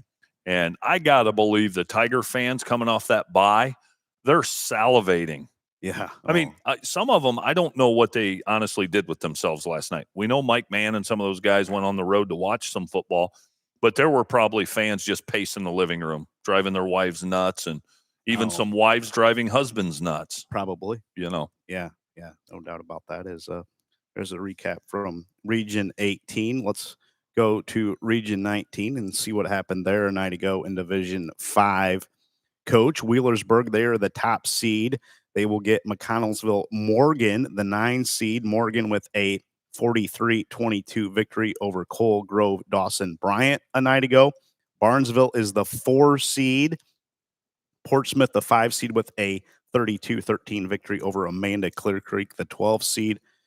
Gahanna Columbus Academy, the 2 seed. They will get Chillicothe Zane Trace. The 10 seed picked up a 48-0 victory over Lucasville Valley a night ago. And Nelsonville York, the 3 seed. They will get Belmont Union Local, the 11 seed, with an upset over Columbus Afrocentric a night ago. Wheelersburg, favorite down there in that bracket in Southeast Ohio and Region 19. Yeah, Wheelersburg is. And so Wheelersburg has a win over Ironton, right? Yep. They also have a win, and I'm going back a little bit here, but I think Wheelersburg also has a win over Cincinnati McNicholas. Okay. I don't want to go too deep. McNicholas beat Hamilton Baden. Baden's really good. They play Kettering Alder this week. So if you do the math and follow the trail, Wheelersburg's the real deal. And they played in the state final. Seems like 2 years ago. It was probably 6. I watched that game with Coach Swery. And they're the real deal. I mean, they play the style of football that, can win you championships. They're physical. They were the team that knocked off Coach Rutherford Craig in his first year at Eastwood, I believe, in the state championship. You know what? Yeah, they had that real good running back. They had a Damron that was a real good running back. Yes, Eastwood did. Good call. How long ago was that? 2015, so maybe. We going 10 years back then? I thought. Nope, that's not it. Let's see. Seems 2017, maybe.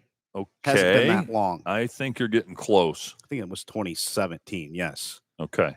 Yes. 21-14 Wheelersburg in overtime over Coach Rutherford. Okay. Yeah, that was the game. I forgot they played Eastwood. Yeah, that was the year Eastwood went 14-1. Rolled through the regular season, put up 77 on Woodmore. Their only close game that year in the regular season was Genoa, 38-31. Did they play Maumee that year? They did. 27-7 at home. Okay. Eastwood won in week number 3. Okay. Yeah, but outstanding Eastwood team that season under Craig Rutherford, and lost in the state championship to Wheelersburg in overtime. Yeah, but Wheelersburg's, they're always rugged. Maybe that's the team we're kind of omitting from our state championship discussion? I think we probably are, because Wheelersburg's a program. They're not going to get caught reading the press clippings and things like that. They don't really care who you are. Right. And again, wins over Ironton and McNicholas. Yeah. Wheelersburg's a contender. Right. Yeah. And we don't know the state semifinal games yet. Right. Who's going to match up with which region? I think that's usually announced the week of the regional championship. So we're going to have to wait a couple more 3 weeks before we get those matchups coming up.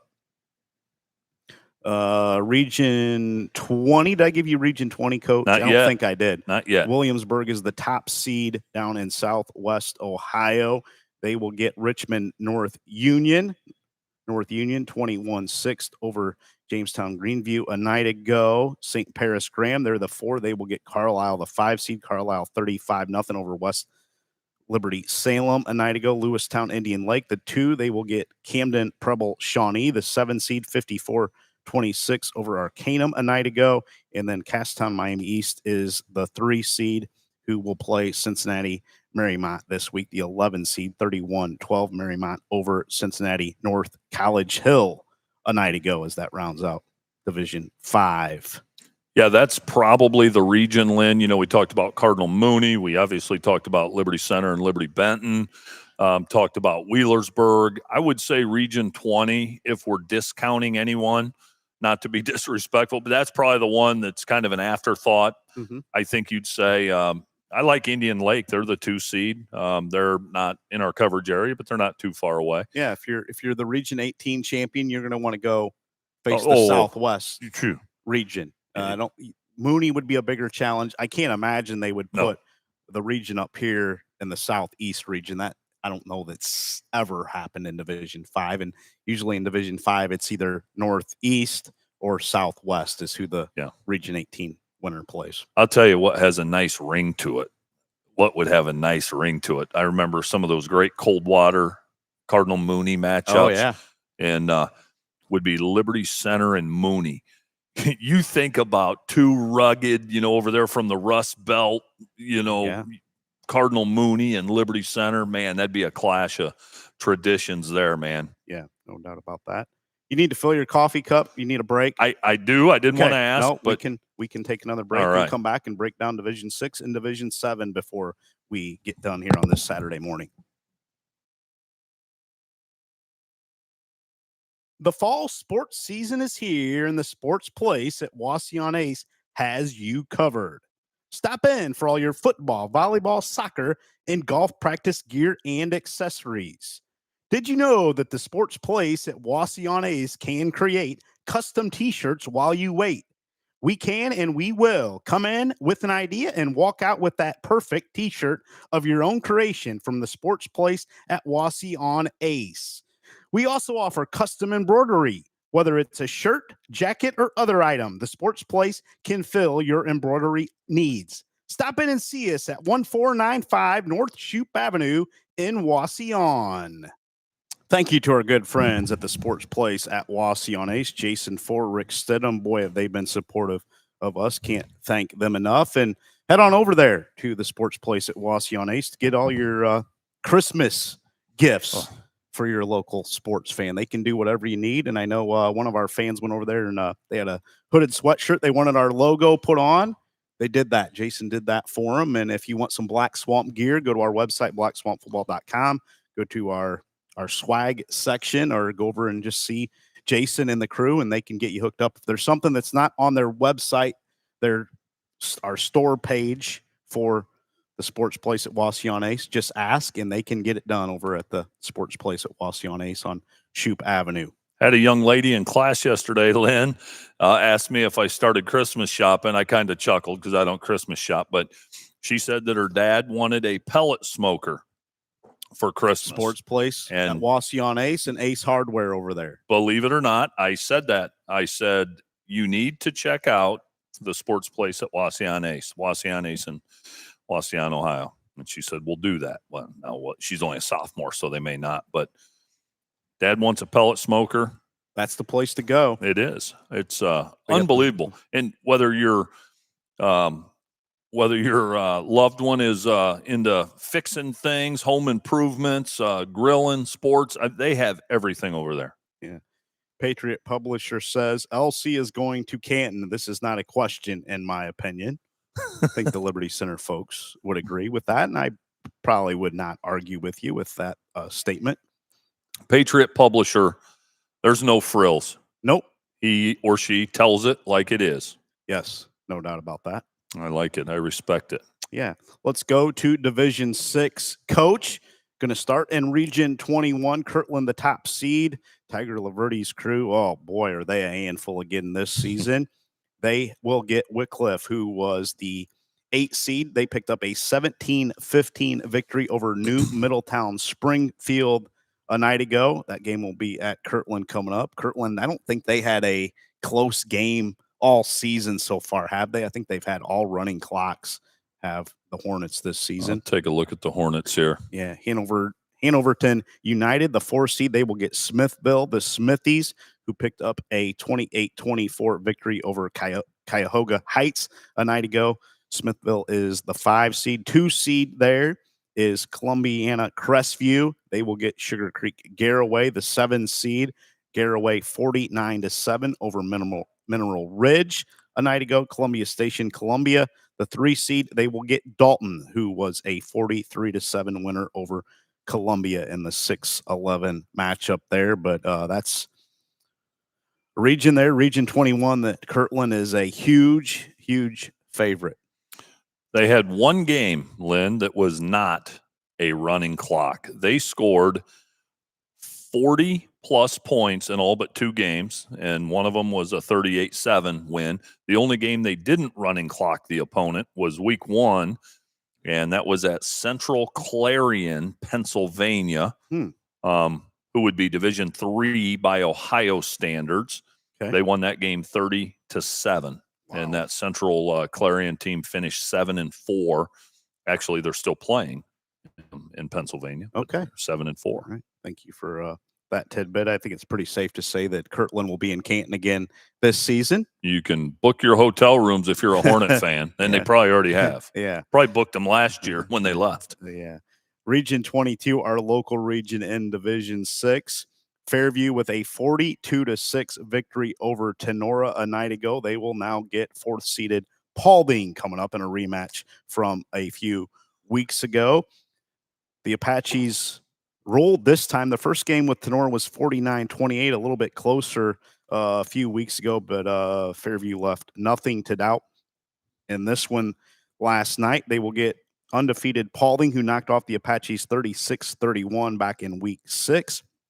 A night ago, Fairview put up 494 yards of total offense. They held the Rams to 126. Lynn, how about those rushing numbers? Yeah, we'll get to them. The Rams managed only 1 yard on 25 attempts. Make sense. I had to have some sacks in there, I would assume. Yeah, I would assume. But, boy, that first matchup, Cooper Tenora gashed them. Yes. Yeah, I think he went for like 215 or something, 213 in that area. He just had chunk after chunk. Oh, that Fairview team must have had a bad mood or something a night ago. You know what? They're in a bad mood a night ago because the Rambos thought they had a chance. So that made them mad. And we'll get to it here when we get there. But I don't think there's any team in the playoffs more eager for a rematch than these Apaches with Paulding. I agree. William Zedike, big night along with Logan Olinger again for the Apaches. Zedike ran for 106, threw for 329 and 5 TDs. Olinger hauled in 8 passes, 125 yards, and 2 scores, while also scoring on the ground. Gavin Mead, Brody Williams, and Shady Fritsch also had receiving scores from Mr. Zedike a night ago at the reservation. And Fairview with a big rematch with Paulding, Jim Menzie and the Mans boys. Avery Cooper, Blake Roanhouse, they better be ready to go on Friday night in Paulding County with Fairview rolling in. I know Coach Menzie said, and I talk about leaders being consistent. Jim Menzie's consistent. Yes. And he's great. But I know he said he didn't love the bye because they had some momentum going. But I'll tell you, the way they play, I think that bye is going to do them good, that week off to get rested, the Mans brothers and that.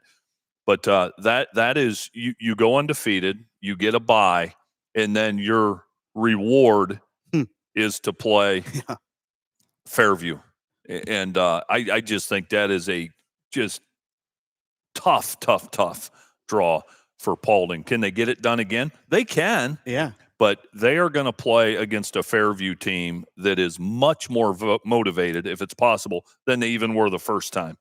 They're going to get a really riled up Fairview team. And Logan Olinger, he's one of the best players I've seen this year. He's unbelievable on both sides of the ball.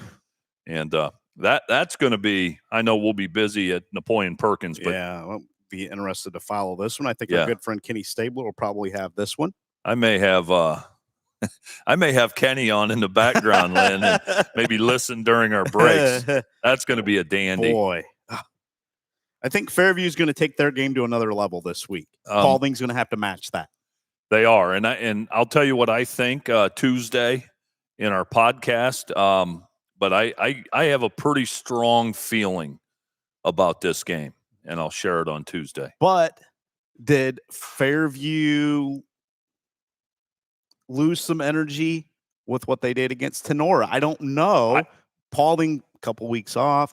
You guys go out there and get riled up for that county clash with Tenora. Go ahead. And they did get riled up. Yeah. So can they play with that same emotion again this week at Fairview? That's a good question. And you think of Paulding rested up, the Mans, but we saw a lot of those Paulding kids at the Black Swamp football combine at Napoleon. Yeah. They are good looking dudes. Yes. So it's going to be interesting. There's about probably 3 different ways that game could go. Mm-hmm. And we'll have to wait till Friday to find out. But, wow. Got some thoughts on it I'll share. I know talking to Coach Menzie when we went over there to hand out our rock solid performance when they knocked off Fairview earlier in the season, then we was here for our football show last week. It's just a kind of a calm and collected group he has. They don't ever get too high. Nope. Don't ever get too low. Just cool customers. Maybe what you need for this time of year. Yeah, and maybe Fairview coming as close to them as they did a few weeks ago. Maybe that's the closest Fairview can get. Maybe Paulding will put a stamp on this thing. I don't know, but the energy in that stadium that night, that's going to be heated, man. Oh yeah. That'll be a packed house, and looking forward to following that one. And the great Nick Saban always said, Fairview's going to come in there riled up. But what are you going to do on play 2? Yeah. You can go down there and knock somebody's head off on play 1, but what are you going to do play 2 and on? Because at some point that emotion wears off. Lynn, I've always thought that about pregame speeches. Pregame speeches are great right up until the kickoff. Yep. Okay, but the kids aren't running down thinking about what you said in the locker room. Once that ball's kicked, nothing else matters. Right. It's all drama and hype. But you're right. What are you going to do on play 2? Yeah. And, you can play with maybe a little more emotion in some games. Yeah. But it's not like a pregame speech maybe takes you to another level. I don't know. I think it's a little overrated. I think it's more how you prepare for the week and how you're mentally prepared for that night. Yeah, I agree. And that's where the consistency comes in, because you don't want your kids to only get to this level when you give them a rah-rah speech. And then when you don't, they're down here. I used to talk to Coach Tyler Swery about that a lot. There'd be a lot of games pregame where he'd say, hey, you need to get them fired up. And I would look at him sometimes, especially later in my career. I'd say, do you think it matters that much? And he always said yes. And so there's different schools of thought. Coach Lingren, there was nobody better at giving a pregame talk, Lynn. And but did it matter after you ran through the tunnel? I'm not sure it did. I agree. I think we sometimes give too much emphasis on those kinds of things. We do, and I always think of Jim Leland, the former Tigers manager. People would talk about momentum and words like that, and he'd say, momentum's only as good as the next day's starting pitcher. Don't talk you're to me about do anything momentum. Different physically, but up here, you can. When you play Liberty Center, you better be ready for 48 minutes. And if you're not ready for that, you take a play off Maybe the difference. You got it. I don't know. Interesting conversation, but and some coaches are really, really, really good psychologists. They are. Yeah, they're just really good. It's this. It is this more than this. Right. So right. Yeah, no doubt about that. Also in Region 22, and a little bit of an upset for us, probably, and folks around Region 22. Cary 16-7 over Patrick Henry at Big Red Stadium in the 9-8 matchup.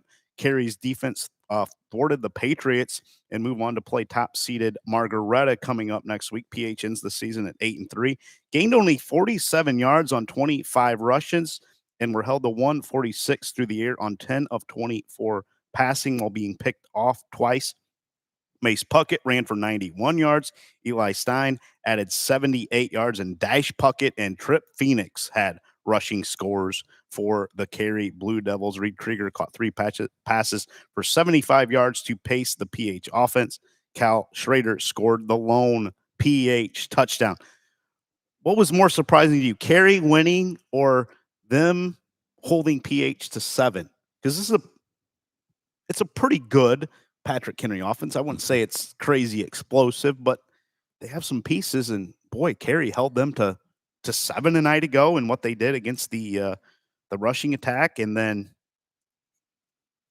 Cary able to kind of have their way running it a little bit, honestly. Yeah, I would say those two things for me, Lynn, are equally. Or what surprised you most about this? We knew Cary had a chance. Yes, we knew it was probably going to be a lower scoring affair. I think that's safe to say. Mm-hmm. I didn't think Cary could win that game. And I know it's an 8-9 matchup, but I did not think Cary would go into Big Red Stadium and win that game.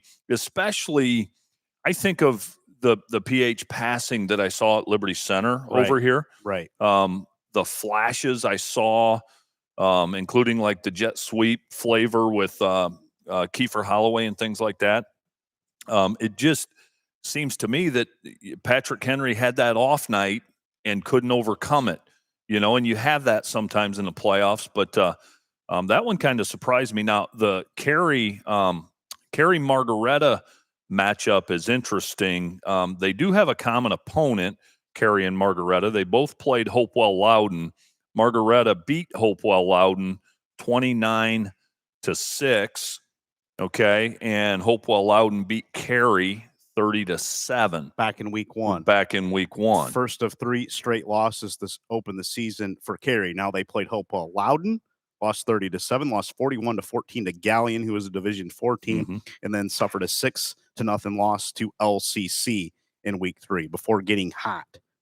They got hot and they continued it. But it's been kind of a theme. They're kind of like Columbus Grove, Cary. Yeah, they are. They've started slow some of these seasons. I think even their state championship season when they beat Liberty Center on the way to the state championship, they kind of started a little bit slow for whatever reason. Yeah, we talk a lot about Liberty Center, Columbus Grove, and football towns. Yeah. Cary, Ohio is a football town. Oh. They have team pictures, Lynn, if you look over the last 25 years, team pictures for a Division 6 school, and I know they've been different divisions, but their team pictures look like a Division 2 high school. Seriously. I mean, there's times they've had darn near 100 kids on their roster. I mean, most of the boys in that town play football in Cary. So I'm telling you right now, Trip Phoenix and Cary is not one bit surprised they went on the road. In fact, they went to Hamler last night expecting to win that. Another thing that stands out, all these names in the recap of the Cary PH game for Cary were big players last year. Yep. Yeah, they were young a year ago in that. They were 24-0 loss to PH. Every one of those names in that recap I remember. And I was telling the story. I won't tell the whole thing, but I saw Trip Phoenix play in the youth football Super Bowl back in when he was in 5th grade and against PH. And my nephew, Reed Krieger, I went down there, and Trip Phoenix was all over the place. Quarterback, linebacker, punt returner, unstoppable up and down the field. And I thought, that ain't a name you forget easily. And that kid has just carried it on. I think he may be only a junior. I think he is. Yeah, he's Reed's age. He'd be a Reed's. Yep, junior. Yeah, so. Yeah. I should learn my lesson picking against Cary because I picked against them when they played Liberty Center a few years ago. And I had to go down to Cary and feed those big dudes. Did you and Tony Haynes? Yeah. we made some comments on the podcast, and boy, they wanted to strangle Tony and I. Remember leaving that Liberty Center game at Bowling Green that night, and I could hear some of their fans saying, "Where's Tony Haynes? Where's Lynn Groll at?" And Tony and I are, and Tony's not going to back away. He was a little bit scared that night himself, and I was kind of covering up my Black Swamp logo. I don't want these Cary folks to know it. And then that spring, we went down and fed them some burgers at the brewery down there in Cary, which is a great place. Forgive me for I'm missing the name, but we went down there. Their parents were there, and they were handing out their championship rings that day. I think we went in April or so that year. But it was a great day, and got to know a lot of the Cary folks, and like the Liberty Center. Yeah. Patrick Henry, Columbus Grove, just great Archbold football towns that we cover in a kind of the MAC area too. Had they forgiven you by then after you fed them? I don't think so. I think they're still mad at us, and now they're probably even madder because we picked PH a week ago. Well, and it might have. But I'm gonna Cary. If your folks are listening this morning, I'm picking you against Margaretta. Are you? Yes. Ooh, I don't know if I am. I'm going to take Cary. Okay. You're proclaiming that right now? Right now. Yep. It's not a game we're going to pick because we don't cover either. That's a good point. But I like Cary in that matchup. I'd like to. But I'm not wagering anything. No. I'm not coming down there and cooking you guys burgers again. I'd like to go against you just because that's fun sometimes to have dissension. But, boy, with Trip Phoenix and those guys, the fact they went into Big Red Stadium and had a defensive effort like they did, they're pretty good. Yeah, it's when you play Cary, get ready for about 125, 130 plays of a car wreck because that's what it is. Yeah, and they don't mind it. Nope, they don't mind it. Nope, they love it. That's their style of play. It is, and no, I was going to say I played in college with a Cary guy, Jeremy Arnd. Okay, or Arend, A-R-E-N-D. And I didn't know anybody from Cary, and Jeremy Arnd was wired a lot different than the rest of us. And that dude was a masochist, meaning he just had no concern for the well-being of his body. And at that point, I kind of formed an opinion on Cary, and I started looking, at some of their teams and stuff, and because sometimes we live in our own little bubble, and I'm like, if they have a whole team full of Jeremy Arns, they're going to be tough. And I think a lot of years they do, Lynn. And yeah, I think they do every year. Yeah, boy, he was a guy at practice. If he was like on Scout D or something, you didn't want to go near him because he only had one gear. And God, he always led with his head, which you shouldn't do, but he didn't care. And yeah, that's kind of how they're bred down there. Have you talked to him lately? I haven't. We got along really good. He was a year or two younger than me, and was a really good linebacker there. But I have not talked to him. Maybe I'll see him today down at Bluffton. Yeah, maybe. I still wouldn't want to mess with him. Is he still in one piece? That's a good question. I guess I shouldn't have spoke too soon. He might not. That dude, boy, he was right on the edge. But a nice guy, man. He was a nice guy, but you didn't want to. Yeah, those Cary folks, they flip a switch when they get between the lines. Yeah, they do. They do. Now off the field, they're pretty cordial. Yeah, but they get between the lines. Yeah, you're in for a battle, no doubt. Yeah, if I'm picking teams on recess, Lynn, Trip Phoenix down there at Cary growing up on recess was probably always the first pick, I'd say. Yeah. Jay Brown said sacks were a big part of the rushing yards in that Tenora Fairview game a night ago. 4 or 5 of them. Our good friend Jay Brown said. Got a question for Jay Brown. I think I know the answer. Yep. Jay Brown, a proud Sherwood Fairview alumnus. Yep. Will he take in the Fairview Paulding game, or will he be on the mic at Buckenmeyer Stadium Friday night? Jay, there's a question for you. Where is your allegiance, Jay? Yeah. We're going to find out. I think I know the answer, but we'll see what he says. What would be your bet? He'll be on the mic.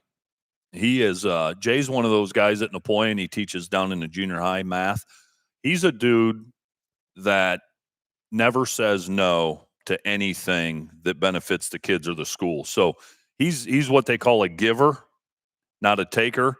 And if Andy Ham needs a PA guy, Jay Brown will be there. But the Apaches need him in Paulding. They do. He inspires them. He inspires them. Him and his brother Jerry from Liberty Center. Yeah.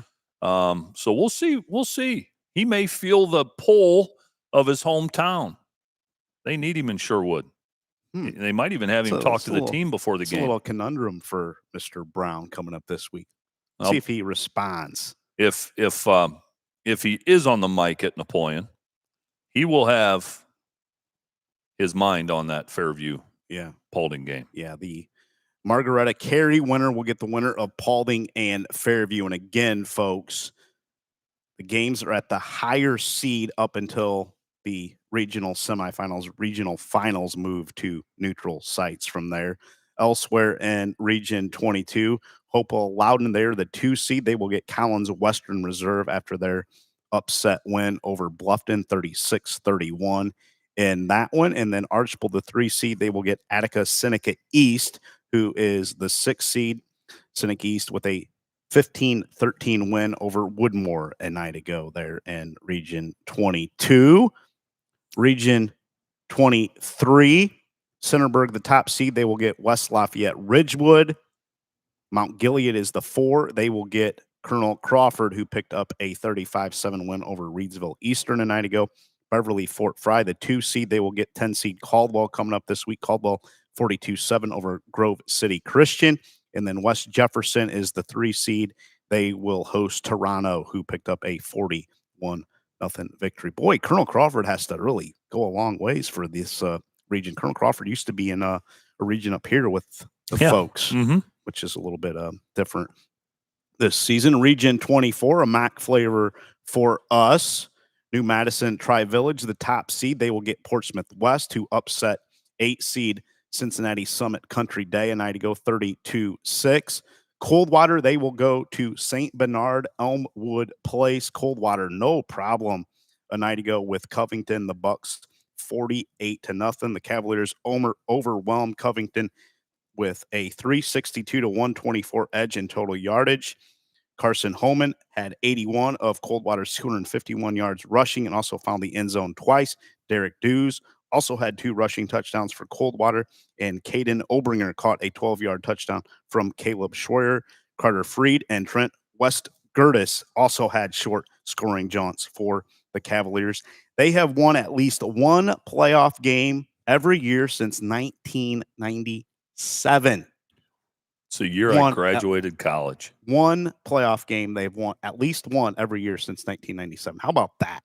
I wonder if any other team in the state of Ohio can say that. I would say no. I would say no. I'd be curious. So, Lynn, let me ask you, are Anna and Coldwater on a collision course for that regional championship? I think so, yes. Anna 54-15 over Cincinnati Deer Park a night ago.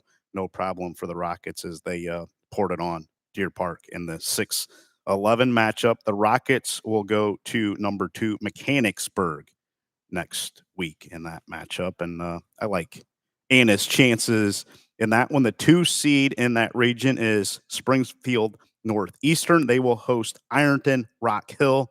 The 7 seed Rock Hill 47-28 over Miamisburg Dayton Christian a night ago.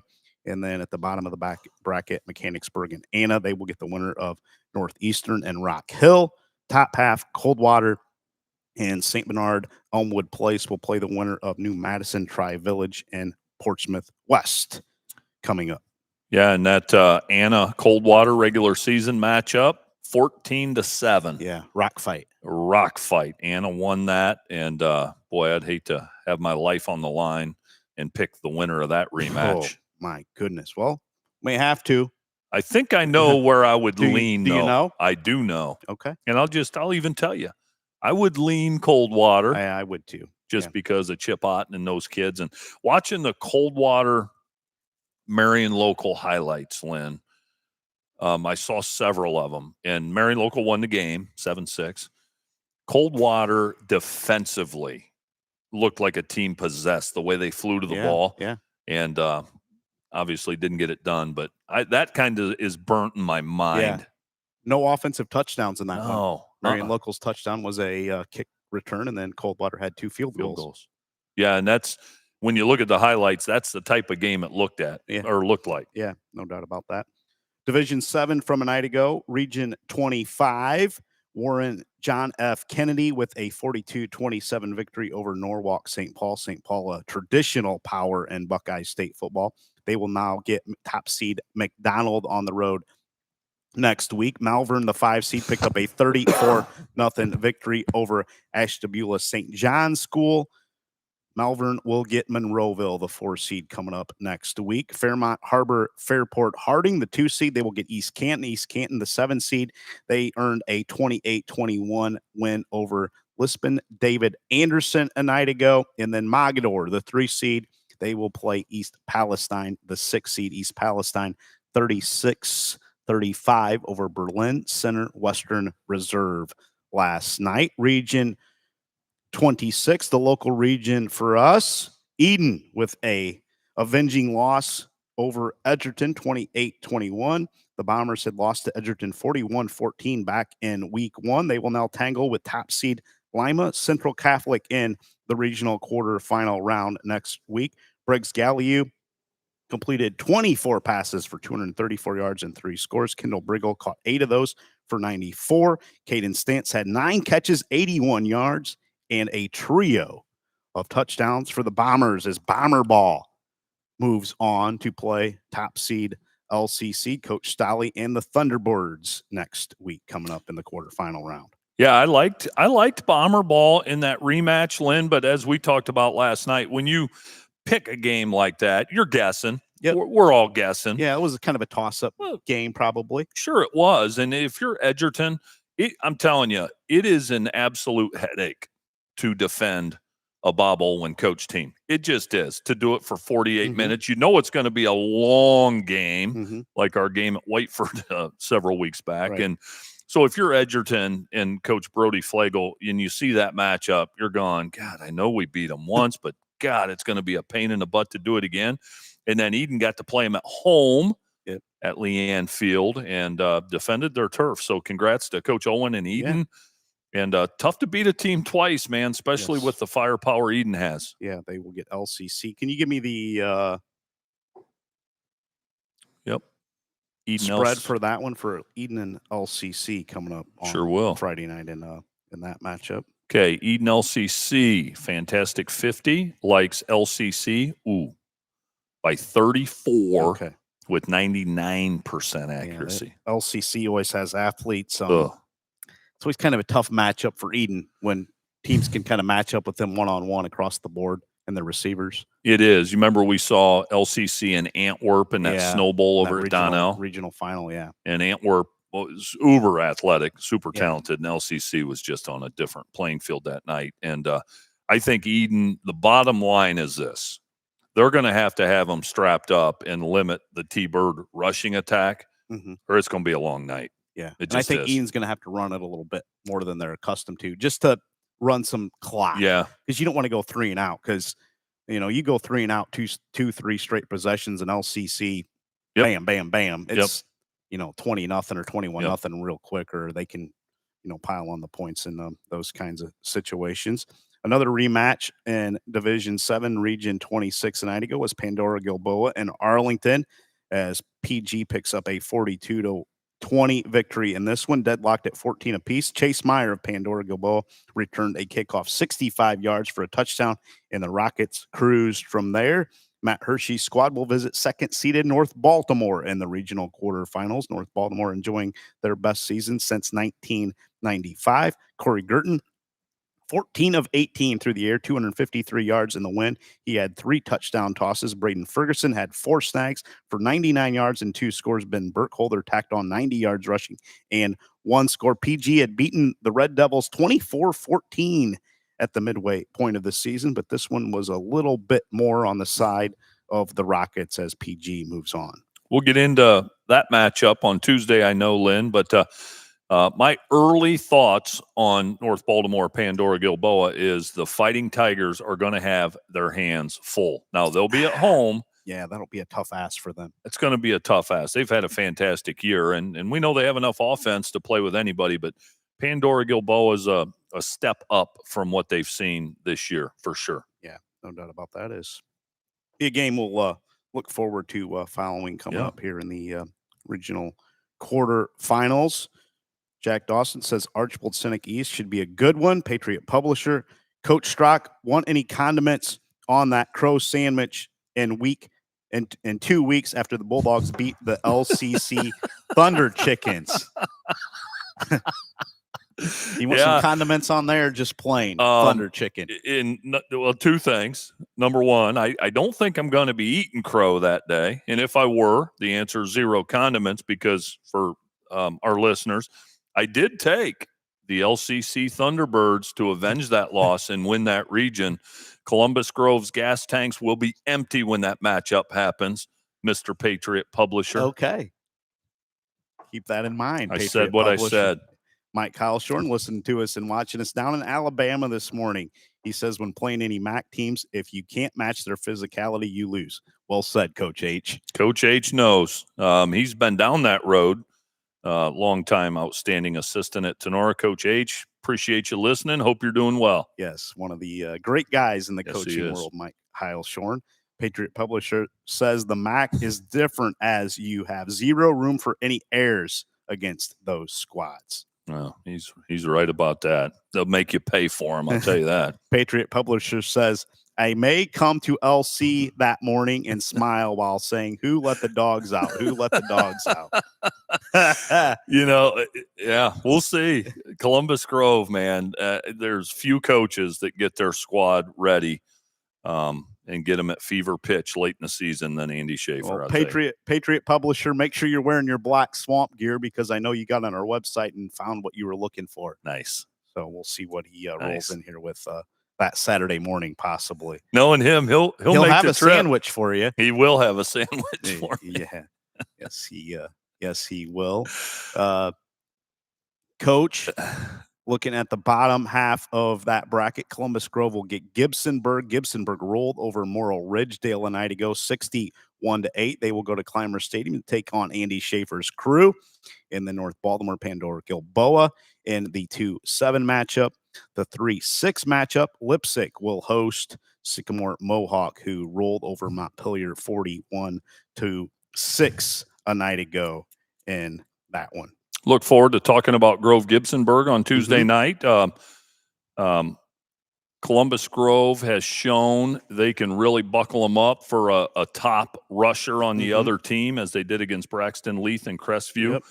But going to be a tough ask for Gibsonburg there in that one before Grove season comes to an end the following week at the hands of LCC. Mohawk, no problem in Sycamore a night ago. 41-6 over Andy Robinson and the Locos. They put up 398 yards. Montpelier mustered 205, and they had 19 more plays in that one.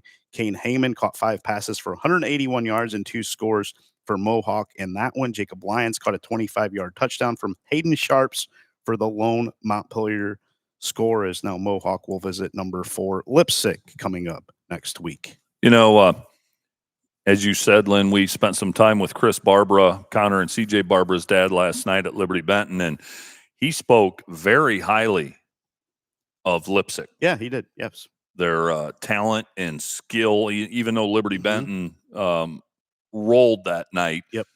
He left with an appreciation for Lipsick's talent. Yes. And that was nice to hear. That's not a gimme against Mohawk, I'll tell you that. Yeah. Region 27, Jeromesville, Hillsdale, they're the top seed. They will get Bowerstown, Conotton Valley next week. The 4 seed is Willowwood Sims Valley. They will get Gloucester Trimble, the 12 seed, who picked up an upset win over Crown City South Galilee last night, 28-22. Waterford, the 2 seed. They will get Strasburg Franklin, the 7 seed. Franklin with a 28-14 win over the Lucas Cubs.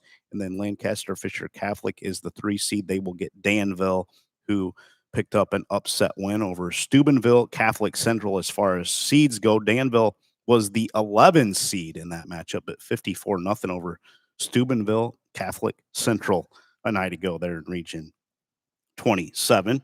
Yeah, it's interesting. I'm being serious here, Lynn. Waterford in that region, I did not even know they had football. I'm being serious. Their girls are in the state girls basketball tournament every single year.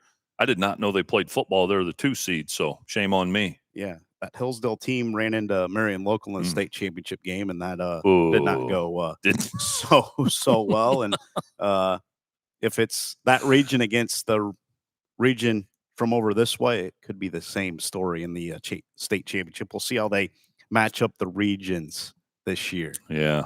You know what Hillsdale and those guys are hoping for, I can tell you that. Yeah. Same thing we'd be hoping for. Yeah, I don't know if the OHSA looks at, who's going to play in the state championship or not. I don't know. I don't know how they usually try to keep teams closer together for those state semifinals, but we'll see how it goes this season. Yeah, we'll see. There's a lot of state semifinals that I thought should have been state championships. Well, yeah. Well, maybe a regional final between Marion Local and St. Henry should be the state championship. That's not going to happen. But no. Region 28, we're going to talk about that one. Fort Recovery, the 12 seed, 34-8 over Cincinnati College Prep.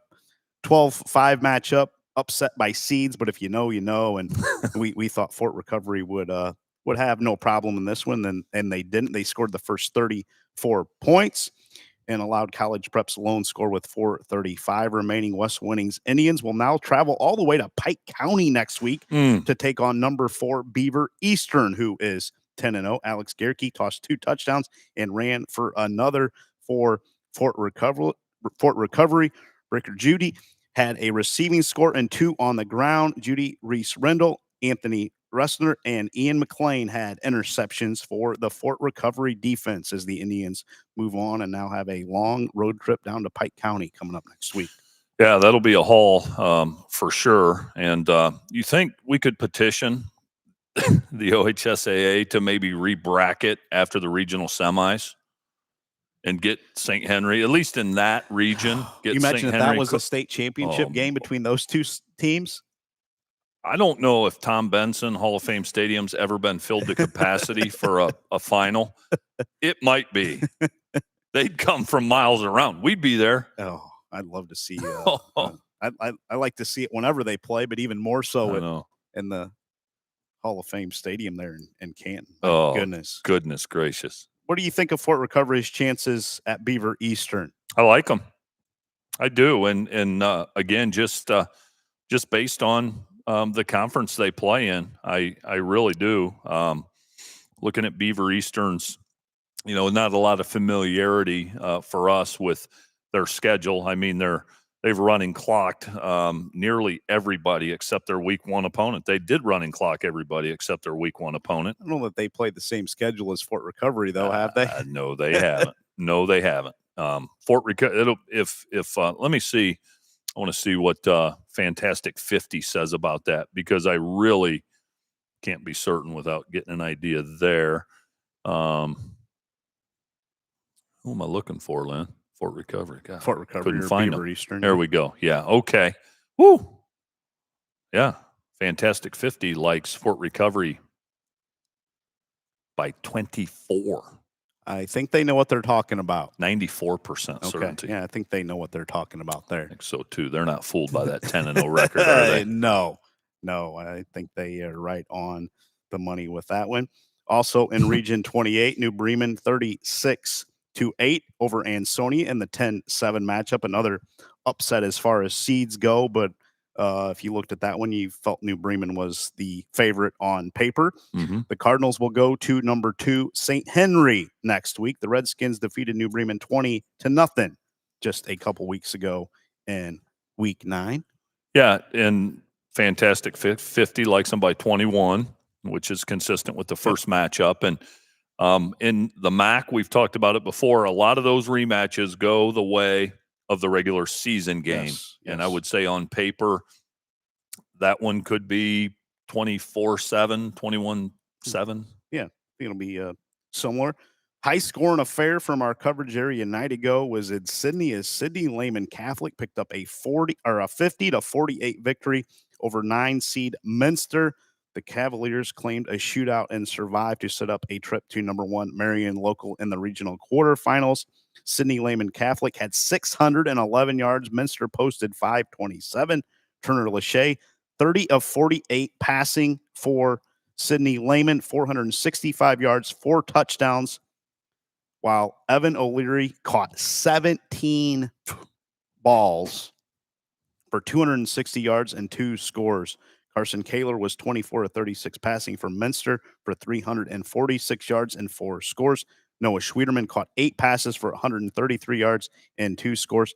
Tyler Bergman had a 90-yard kickoff return touchdown for Minster, which had 4 turnovers, which derailed their chances at a victory at Sidney Lehman Catholic in a rematch with Marion Local next week. But it'll now be Sidney Lehman Catholic going to Maria Stein to face Tim Goodwin's juggernaut. That probably not going to end too well for Sidney Lehman if they gave up that many points and yards to Minster a night ago. No, and it sounds like I mentioned earlier, Lehman's offense, they've got some speed, pretty prolific offense. The Minster just couldn't keep up with them. Well, especially with the 4 turnovers, but fantastic 50 likes the Flyers against Lehman by 35. Okay, yep, I would agree with that.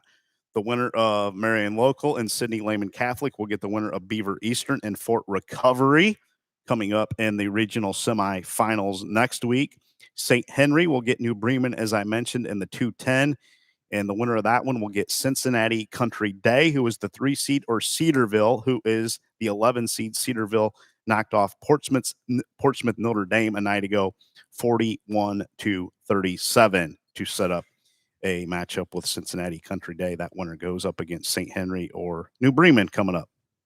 A lot of MAC flavor, Lynn, and when these coaches, they don't even wait till the playoff brackets come out. When the OHSAA releases the divisions and regions, immediately a lot of eyes are looking for MAC teams. Right. And when you see a MAC team, doesn't even have to just be Marion Local or Coldwater or St. Henry. There's a lot of MAC teams where you just go, gosh darn it. Yeah, and the only thing that usually knocks the MAC schools out of the playoffs is another MAC school, and that's kind of how it's going to go again this season. But I like a lot of the MAC teams coming up here in the I do too. Regional quarterfinals. I think they will fare very well coming up this week. Yeah, I do too. I'm looking forward to it, Lynn. Curious to see how those teams coming off the bye fare. I agree with what you said earlier. Not as big a deal as people think, but we'll see. And some teams are healthier than others. Mike Vickers, I know going into last night, he talked about they didn't get bit by the injury bugaboo, which is good. Some teams have. There's healthy, and then there's week 12 healthy. So wishing everyone good health and good preparation this week. And, the teams that had the bye had their hands full kind of preparing for an if-or situation. If you're Liberty Center, I would think you maybe had your eye a little more on Eastwood throughout the week, and then now it's Genoa. But if you know Casey Moeller and those guys, they were Oak Harbor. Oak Harbor. I'm sorry, Oak Harbor, and NBC flavor there. Yeah, so now it's narrowed down, and I think like Napoleon had a pretty good idea. They were probably going to play Perkins, but Perkins left nothing to doubt a night ago in their victory, and we'll be at Charles Buckenmeyer Stadium for the Napoleon and Perkins game coming up on Friday night. Our podcast will be released Tuesday night this week, folks, so don't text me Tuesday morning and want to know where the podcast is. It'll be released that night.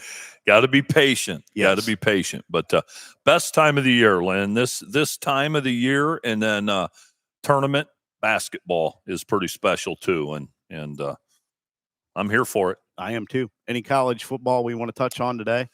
One that I'm curious about. Well, we talked about Ohio State, Penn State kind of lost a little luster. The Bowling Green Falcons in Buffalo. Interesting. BG, I think, is kind of reeling a little bit, Lynn.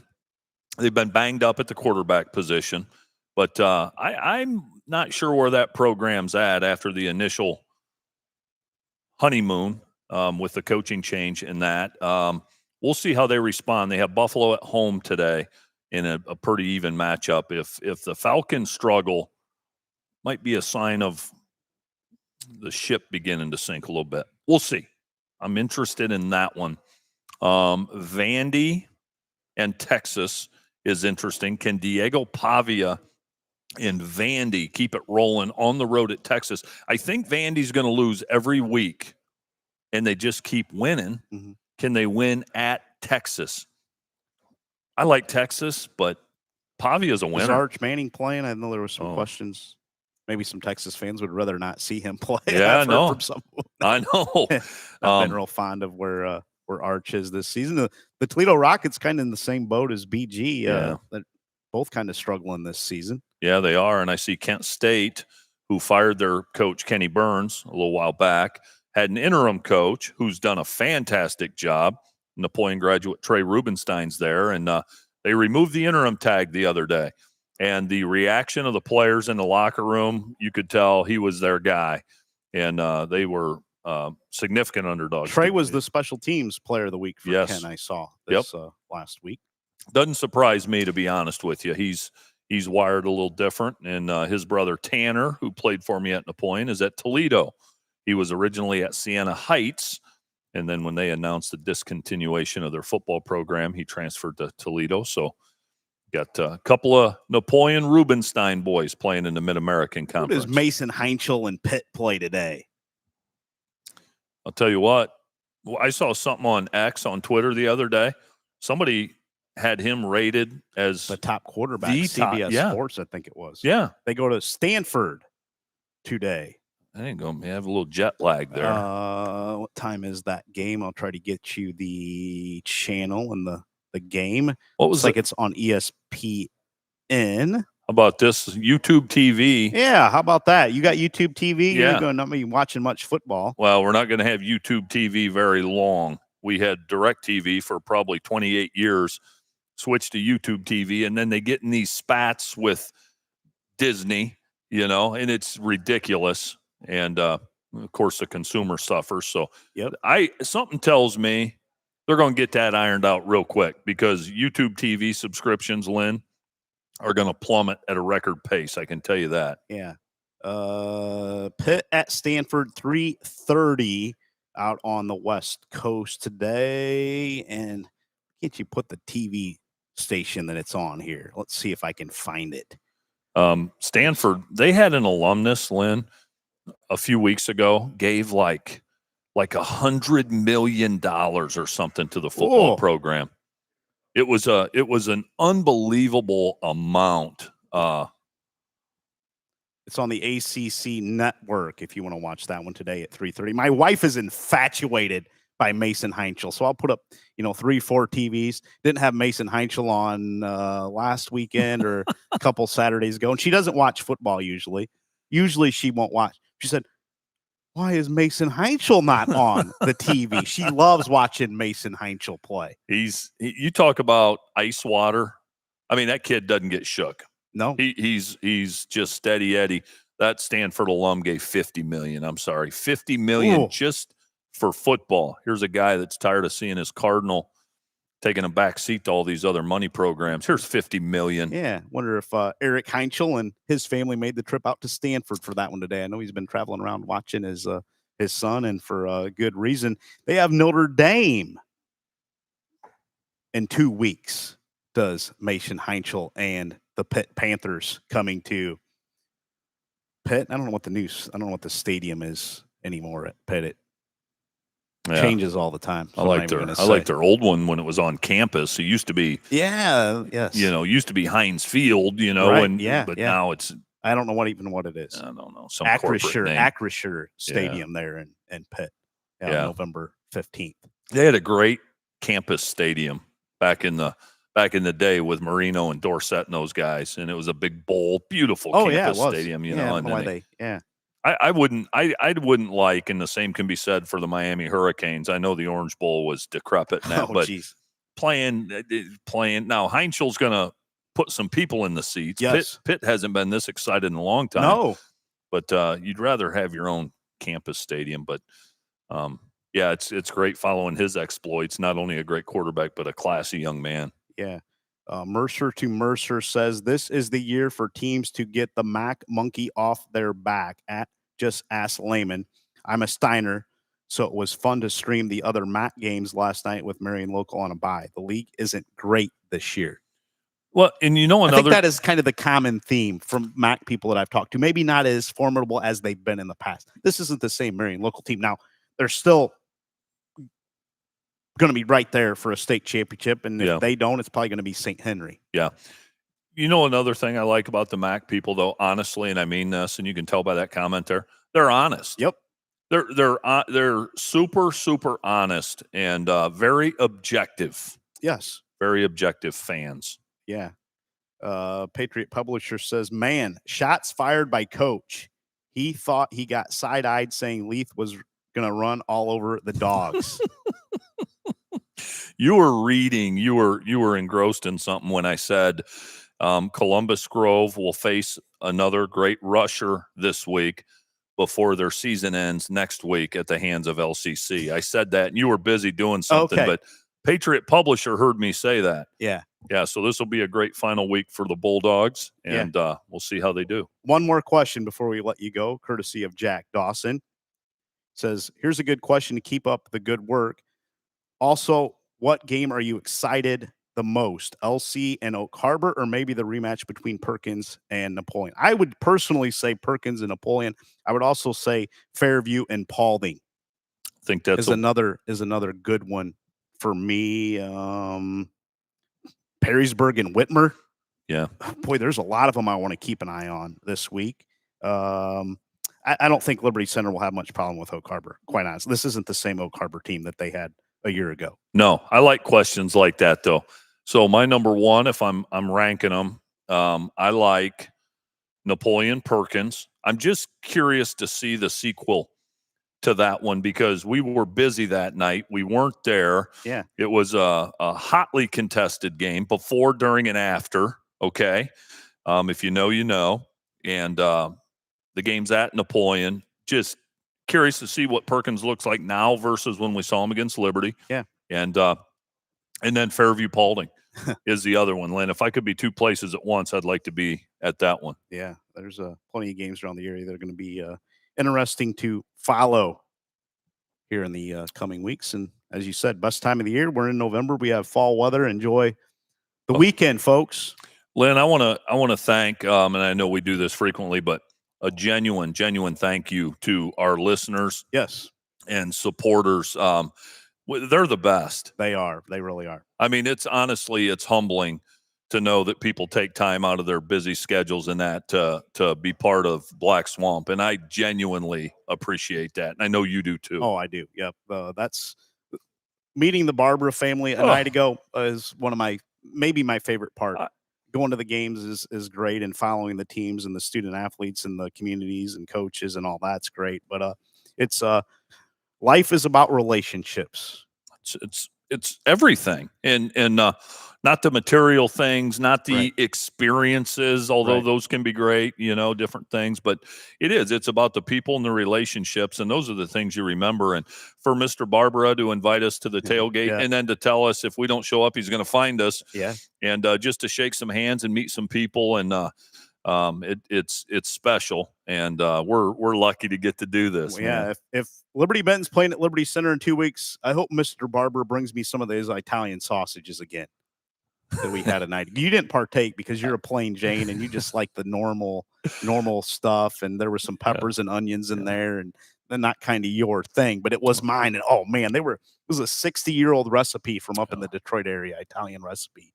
Yeah. I need some more of those. Yeah. Maybe I need some of those for my grill on the following Saturday. I'll bet you Mr. Barbara would privately share that recipe with you, Lynn. I think he might. I think he would. We're gonna have to make a trip, a weekend, and just have a driver, designated driver for us, because Rick Moyer is bringing up Stinkies.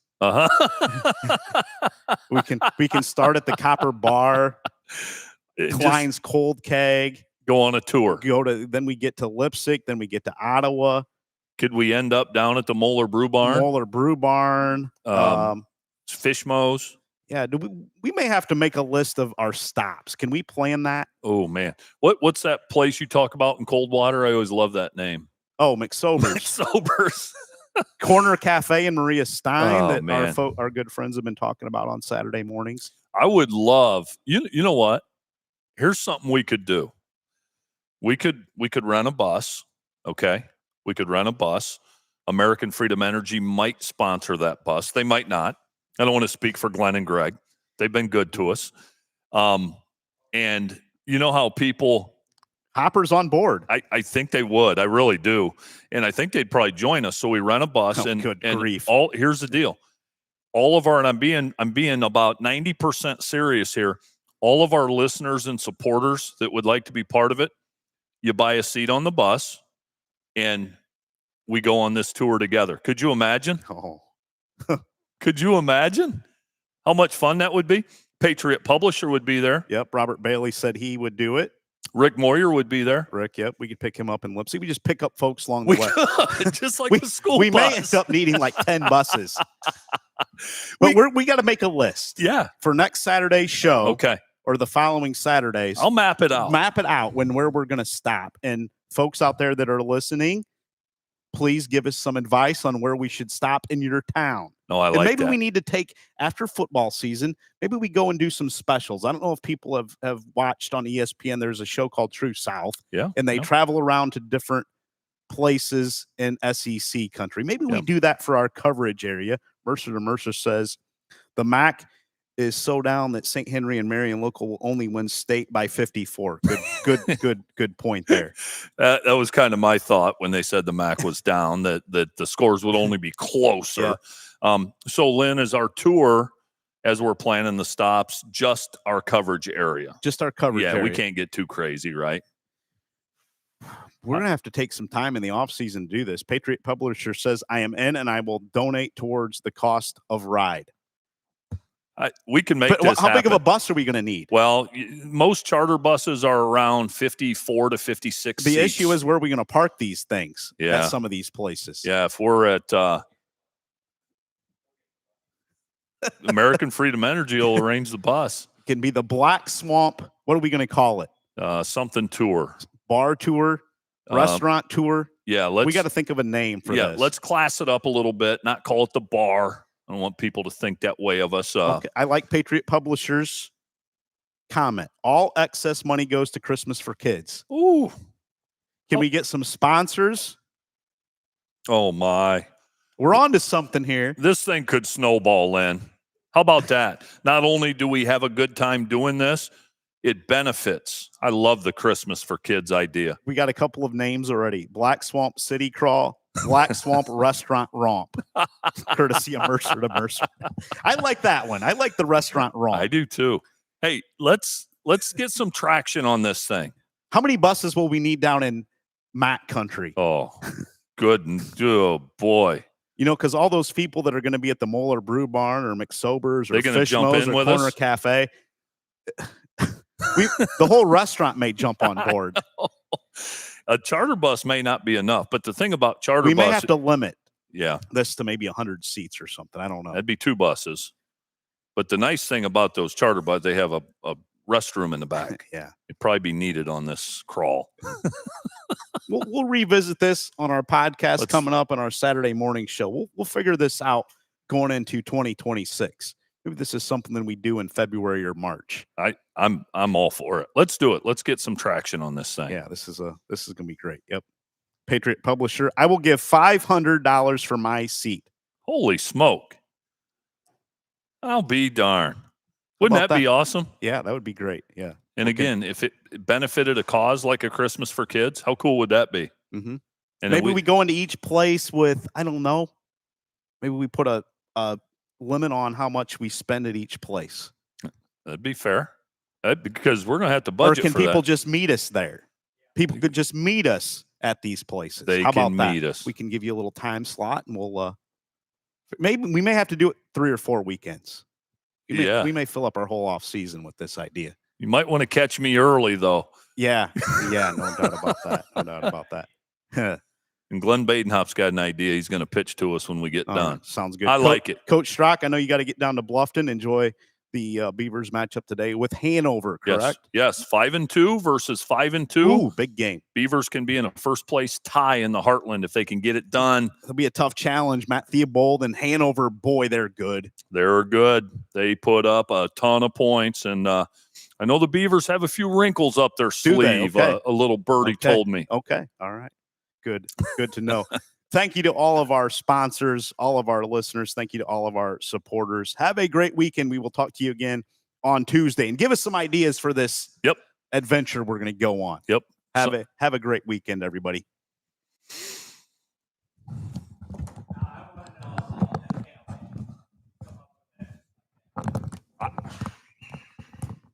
You know.